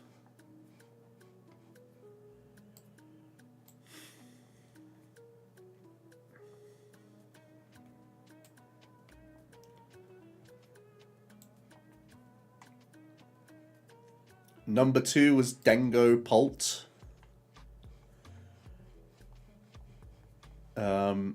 Pretty cool deck. I think this is better post-row than it is now, just for what it's worth. But this does have a simple strategy in mind, in that I think Jake said it well on Twitter, that this wins in 3 attacks against basically everything. Because your first A-spec Dengo is always a KO. You've got superiors to KO anything else. And with Monkey and Pulse against 1 prize setup stuff, you can always find a 2 prize KO somewhere. It's also really important post-rotation to have a non-Terra attacker in a Dragapult deck. Because clearly Dust Noir isn't enough to get you through. So having coverage for both of them, in that, like, Dengo could be blocked by Cornerstone and Dragapult is blocked by Milotic, they cover each other. And in the very worst case scenario, if Dragapult's not a good attacker in the matchup, you get Recon Directive, which is good. And if Dengo is not useful at different points in the game, it's still extra draw power. It's like extra cloaks in play. Cool deck, though. Very, very cool deck. They bizarrely complement each other quite well.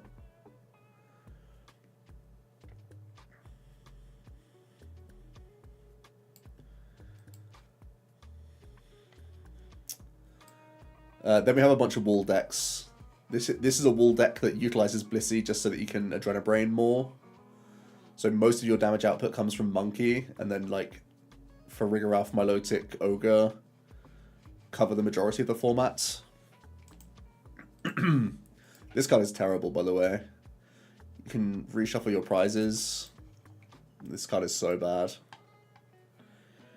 It made the deck, though, just because you have 2 1/1 lines and an Ogre as a one-of. So they're trying to cope space cheat, basically. It's cool that you have double Tatsu in a deck that wants to TM Evo so aggressively. Instant Evo up into your wall. That's how this deck tries to get around the Dragapult KOing Feebas and how, like, Bolt KOing your one-of Giraffe. Pretty dirty. Pretty annoying deck. Let's look at some walls.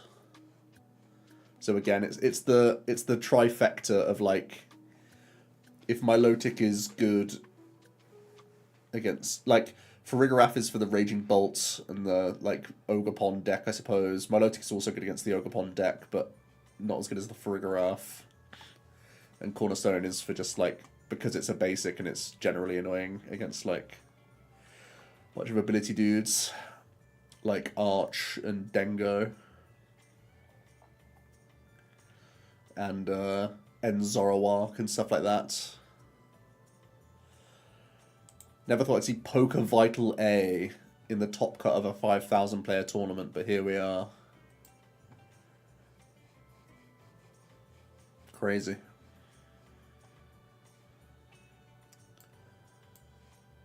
The hunk of monk does it again. Let's look at more of these.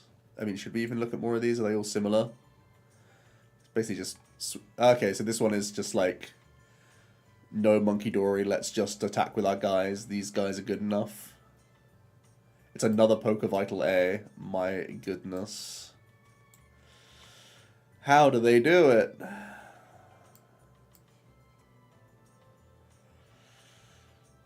More?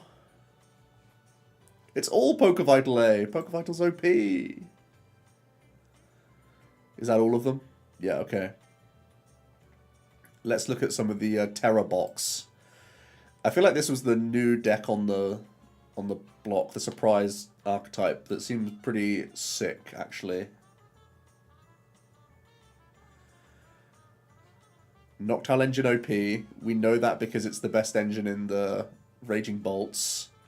But rather than just being Raging Bolt and being a high damage herder smack, you have Pikachu, which does enough against everything that isn't Pult, that has a baked-in busted ability. Although there is a million monkeys in the format, so maybe it's not that good. But it's at least something. Like, it's at least good into Bolt. You've got Clefairy against Dragapult, which is the only thing that Pika can't really reach that's relevant in the meta. Because this is a Rondo, and you give Pult Psychic Weakness.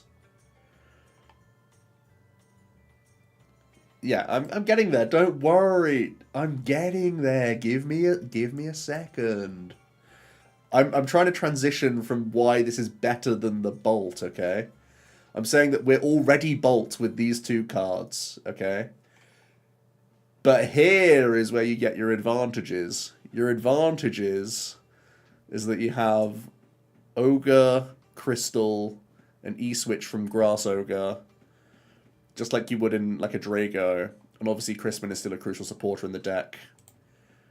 And that's when you give him the old pump in a sneaky way. And there's no bench protection in this format. Well, I mean there is, but it's a freaking Rabska. So there's no easy bench protection that people can actually be bothered to play in this format. Which means you can get up all in their grill with torrential pumps. Which is pretty gross, to be honest with you. So this actually is like a Lugia, but you're picking the cards out of your deck. Because you have the way to prize cheat into setup stuff, and then you have high damage output plays from basics. So this is like Lugia, but in the shell of like the best engine. Or like Lost Box in the shell of a great engine. This is the new best toolbox in the game. Which is pretty sick.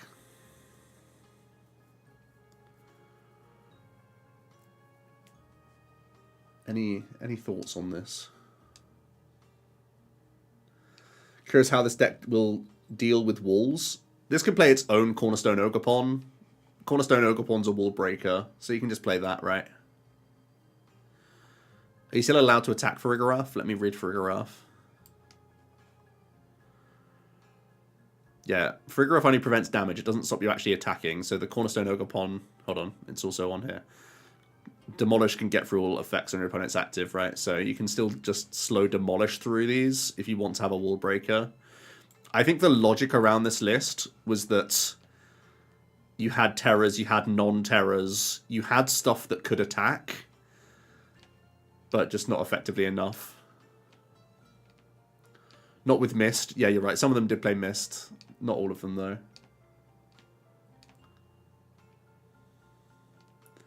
Surprising thing is no Lily's Pearl. I don't think that's too surprising. I could see why you would like to have one, but I don't think it's, like, core.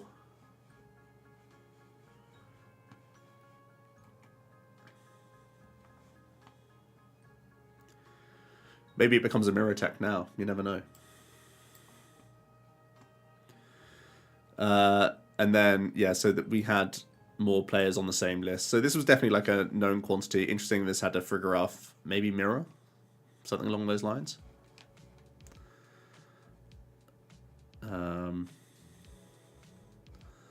Similar idea here. This one doesn't have the Blood Moon and a few other things, but pretty similar. And then we have the Imposter. Pick from this line who the Imposter is. If I had to tell you one of these 16 imposters, who would you... There's this guy here. Rahul did his vlog, and it's so funny that Todd had to have security to stop people just like queuing up to have autographs with him. Such a funny thing to see. You can get the baby giraffe with the Rotom. That's pretty good. The colorless giraffe, yeah. Invest in your colorless giraffes today. So Todd played, okay, different list again. Was the only one of the only differences is that it played 180 hit point Hooter, right? Don't even try and send this one to sleep, alright? Don't even try it. It can't. You literally can't send it to sleep. So don't even try.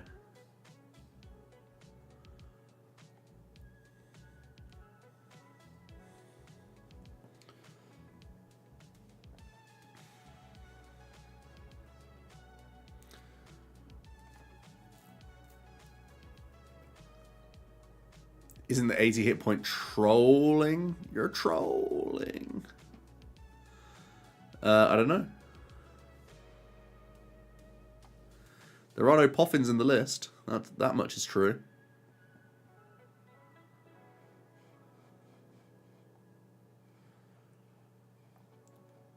Takeo Buju. It's only...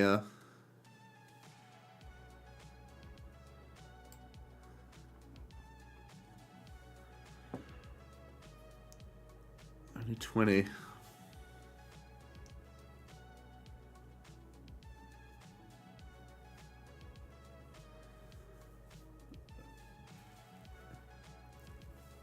Yeah, I can't think of a good reason why he's here. There probably is a good reason, I'm just not thinking of it.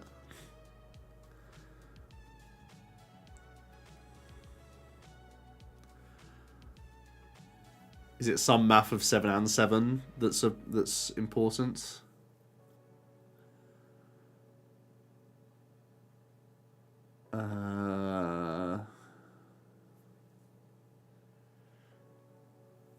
Holucha, yeah.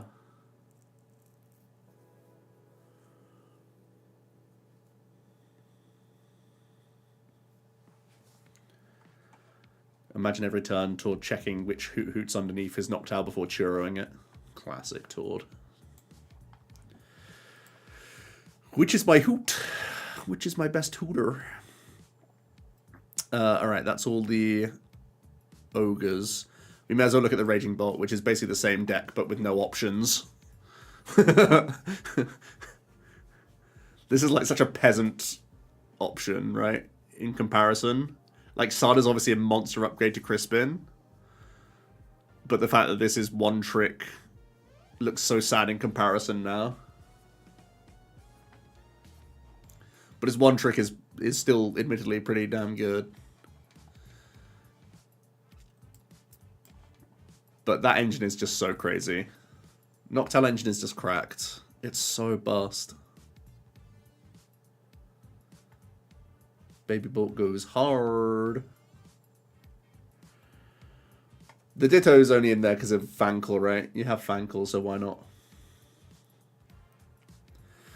Yeah, I mean, the Baby Bolt's abysmal in Standard right now, but as soon as there's no bench protection, like, sure, why not? You can bonk stuff now and be like, haha.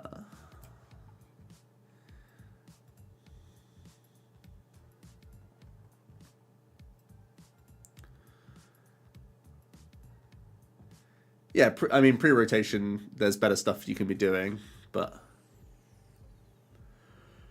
I mean, we've seen Noctowl see success, right? It's just not in Bolt. Let's look at yet another Fan Rotom deck. The Eevees are cool because, again, more utility, coming out. EUIC is an enabler for the engine as well, which is very cool. Both EVs can be glass trumpeted onto. Very cool. And then Flareon's your accelerator alongside the trumps. Leafon, I have to imagine, is for type coverage. Its own attacks aren't that good. Oh, heal 100 from each of your Pokemon. That's actually pretty troll. So that's pretty good into Pult as well then, right? Yeah, it's playing the one grass. Give him the Mossa Gate. My goodness. Don't hate, just Mossa Gate. Crazy. Terra Orb is so sick in this list. Not bad into Gator. True, true, true.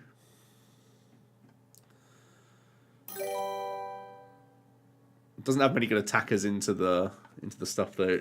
Zaber, thanks for following. Yeah, again, this probably needs some more versatile attacks, but the fundamentals of this gets to utilize the best engine really, really well.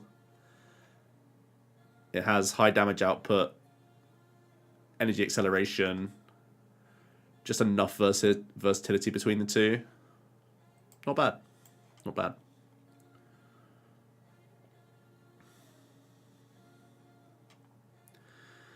What have I missed? We've missed the Charizard in top 8. So again, we've actually, even if I've actually played a Noctowl Zard a couple tournaments ago, I think he debuted but didn't have a high placement, and then we basically didn't see it again. But post-row, it seems like the way.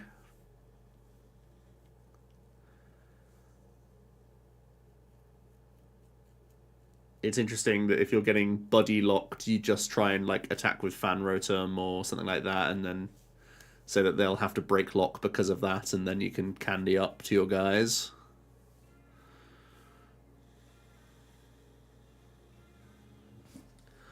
Classic Zarb was still played in senior. Well, yeah, I mean, we still have Pidgeot. That's true. I think you can sometimes see Noctowl Pidgeot as well, and less Dustoir, or like 101 Dustoir, something like that. I think I've seen lists like that before as well.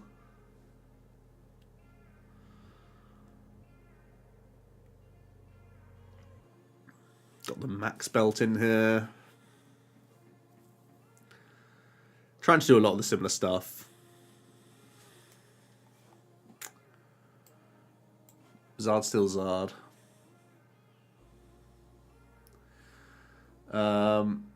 We'll see Dengo, and then we'll talk about the sickest deck, which is the Ends deck.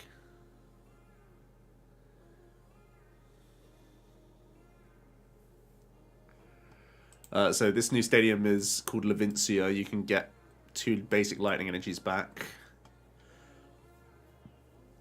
So it's a energy retrieval, but it's a stadium, so it can stick in play for double dips of value, and it is a bounce for your opponent, which is always good. Got the Dedunce. I'm surprised the Dedunce EX isn't a consideration card, especially with so many wall decks. I think that's actually, let me find it on.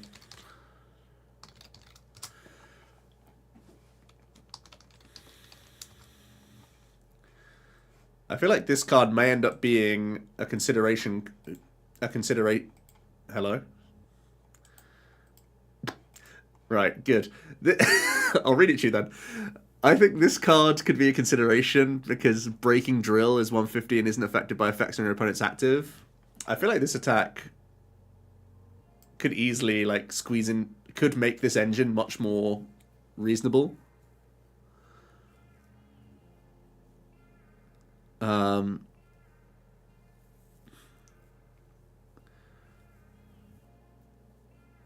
Do we not think that could just be like really good?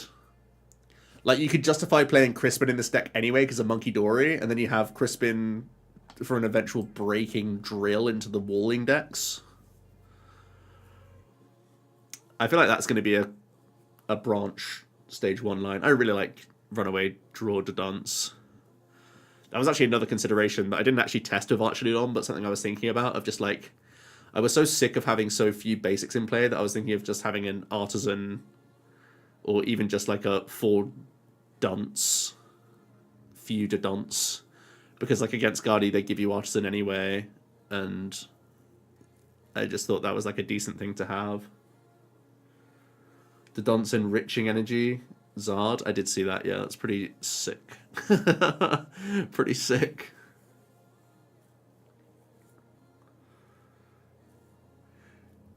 Yeah, Echo, it was a really interesting pattern that the City League started to sort of peter them out with tech and respect, that people probably wrongly assumed that it was just a beginning of format surprise jump scare gotcha, and that people at the big tournaments just still want to play the most consistent lists, so then weren't respecting them. But let's have a look at the GOAT right here. It's sick that Tord made top 16, but the fact they didn't do it with the Nenzorowak really makes me sad. It really makes me sad. It has this ability. I don't know if you've heard of this ability before. It's called Trade. And you can discard a card from your hand, and then you can draw 2 cards. I think this ability might be pretty good. I think it has some competitive viability. And then Night Joker, 2 dark energy. Choose one of your benched ends Pokemon's attacks and use it as this attack. Again, probably has some competitive viability. If you change the word end to fusion, and I think we all know what I'm talking about there. We're in biz.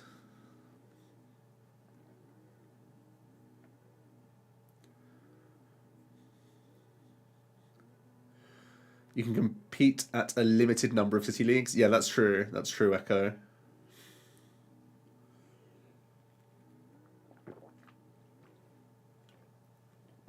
Tord was a card away from losing. Yeah, cinema. True cinema. Scripted. The script writers were unhinged for that one. Right, okay, so let's go through the other ends mons. So, quickly, this is Dark Patch but N. Nup Patch. Ends PP up. Terrible name. And this is the Free Retreat N Mons Stadium.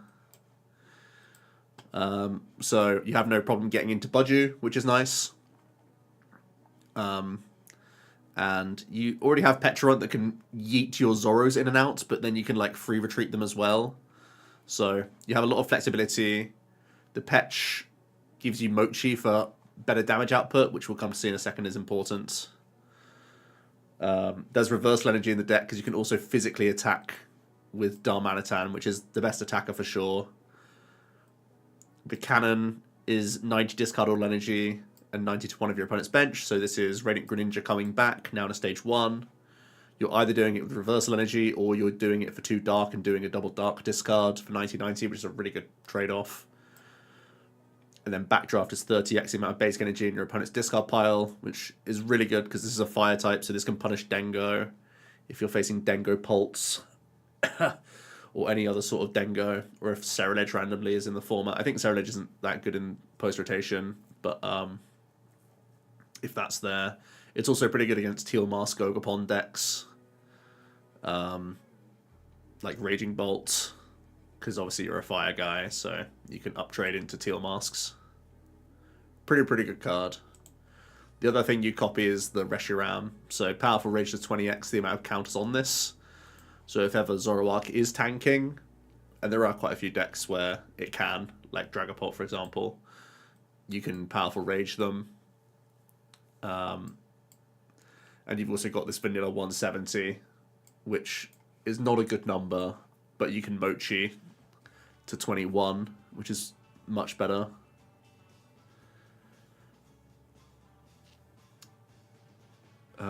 What else? Yeah, I mean, it's actually quite a straightforward deck. but you have a cracked draw engine, a really good single prize attack.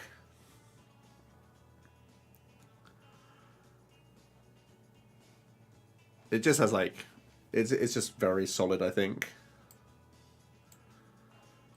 So I put a poll out before the Champions League, and actually before a lot of the City Leagues, and my poll was, what trainers Pokemon do you think will be best? I thought it was blatantly obvious that the Ensmons were going to be the best, but everyone was really hyped for the Hop stuff. Everyone just saw Damage Mod and went crazy, basically. But in terms of a dedicated deck, I think the Ends deck is definitely the best. Like, an Iono deck or a Hops deck really isn't performing very well. And a Lilies deck doesn't exist, but Clefairy is crazy as an individual card. But I thought everyone would just go on the Zoro hype train, but they didn't. They saw high damage. They just saw damage mods and thought Buzzrock. So yeah. But Buzzrock was good for so many other things in context. Most notably that Buzz was countering the best deck in format. It was a counter deck whilst being so high on its so good on its own. But yeah, that's what we have for Fukuoka so far. Champions League. I don't know if we'll get any more. We normally don't get all that information from Japan, but I'm low-key terrified of how effective these walls are. So finding ways around these boring, terribly designed, why have they ever printed these sorts of cards ever, Pokemon, why? Trying to figure out how we beat these is going to be a thing, I suppose. You can play your own Cornerstone, but they're just gonna... I just want it to be Buzzrock. Just bring it back! Buzzrock. So broken. Cramorant is no baby Buzz, that's all I'm saying. Let's get out there, Cornerstone. They have to Cornerstone your Cornerstone, but then they poke a Vital A their Cornerstone, and you go, ah! Buy Zoros, buy Zacians, buy a couple Clefairy. Sounds like a strat. I mean, naturally, I'm gravitating towards something like this, because I think toolbox decks generally are such a good key to success. The only caveat to that is I hate a toolbox when we don't have Heavy Ball. Like, Heavy Ball is a really tragic loss. It really is a tragic loss for the game, and I think we're only going to discover that as we play more of this format. I freaking hate... Why are prize cards a core mechanic of the Pokemon trading card game? Why can't we just do Pokemon Pocket, and when you take a knockout, you just get a little pop-up that says, da-ding! A little stamp where you put a Pokeball, and once you get 6 stamps, you show it to your opponent and say, I win. How crazy would that be? What a game. Freaking prize cards. I hate them! Let me show you my... I didn't even mention this when I was doing my cube. Hold on. Is it here? I think it's downstairs. I can't bother to do it. Let me see if I can find it from the Discord. Hold on. Hold the line. Where's this going to be? Cube. We have a cube thing. Hold on.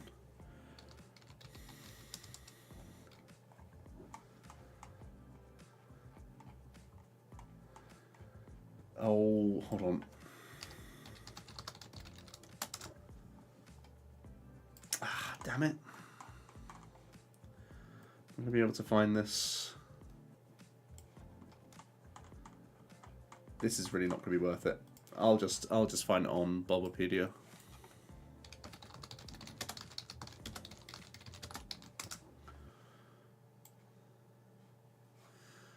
This is the card that I have on...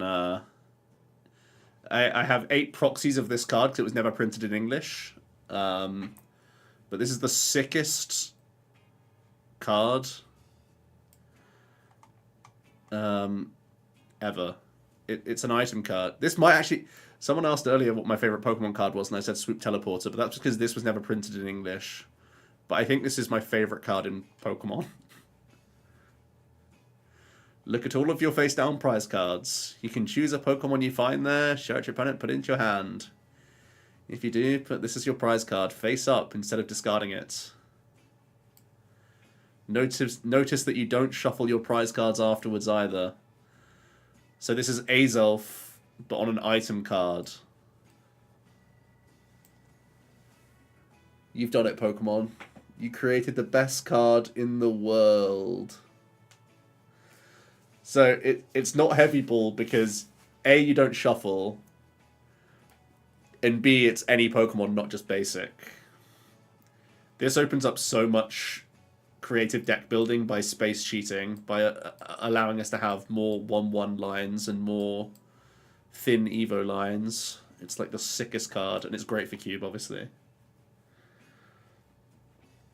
Gladion is one of my favorite cards to draft in Cube. Freaking awesome card.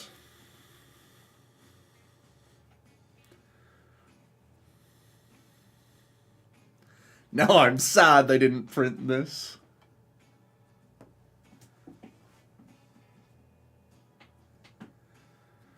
You should be able to look at your prizes at the start of game.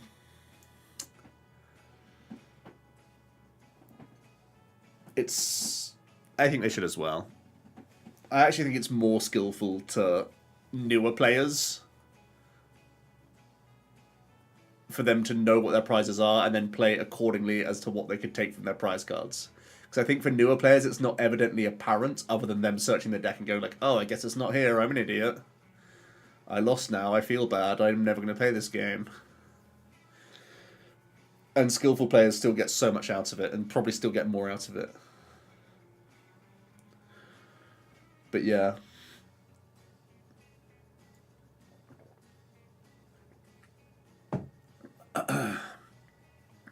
It'll never change, but my god, it needs to. I still contest that first search, it should always, like, whenever you are able to search the deck, you can just do that, because it's information you gain just then. Like, if you can be bothered to do it yourself, you have that information. So it's like, why not just expedite that process? But, yeah.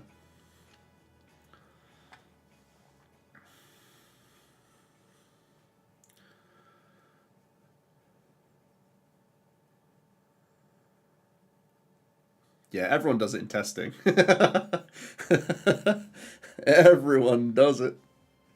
Why do we all collectively agree that this is such a grief? It's been a thing for ages, though, right? It became more of a controversial statement when there was high tie rates and all this other stuff, but I don't know. I've hated prize cards forever. Anyway, this has been fun, guys. I think that's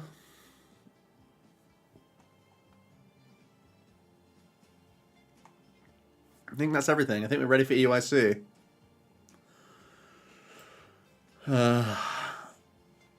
More Miraidon. Crazy. Miraidon goes crazy. Miraidon's won all 3 so far. Wait, Ceruledge second? I've not even seen these results. Are people allergic to Pokestop? What the heck? Ancient Box. It's happening again. It's back. Wait, Ceruledge Iron Hands. Tell me more.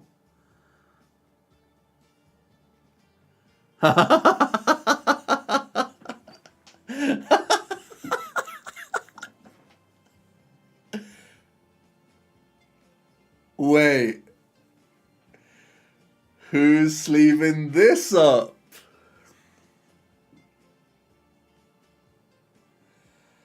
Academy at Night.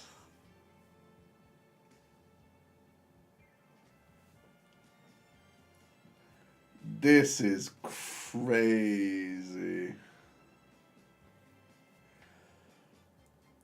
Squawk Carmine, turn 1 Iron Hands every time, no question, guaranteed.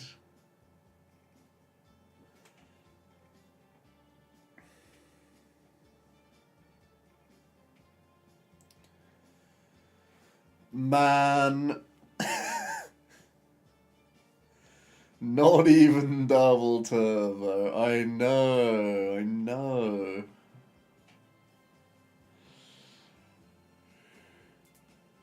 This is crazy.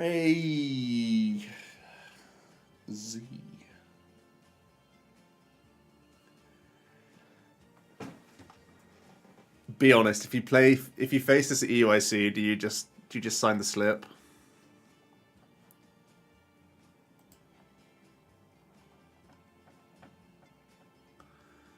This is the best Limitless page I've ever seen.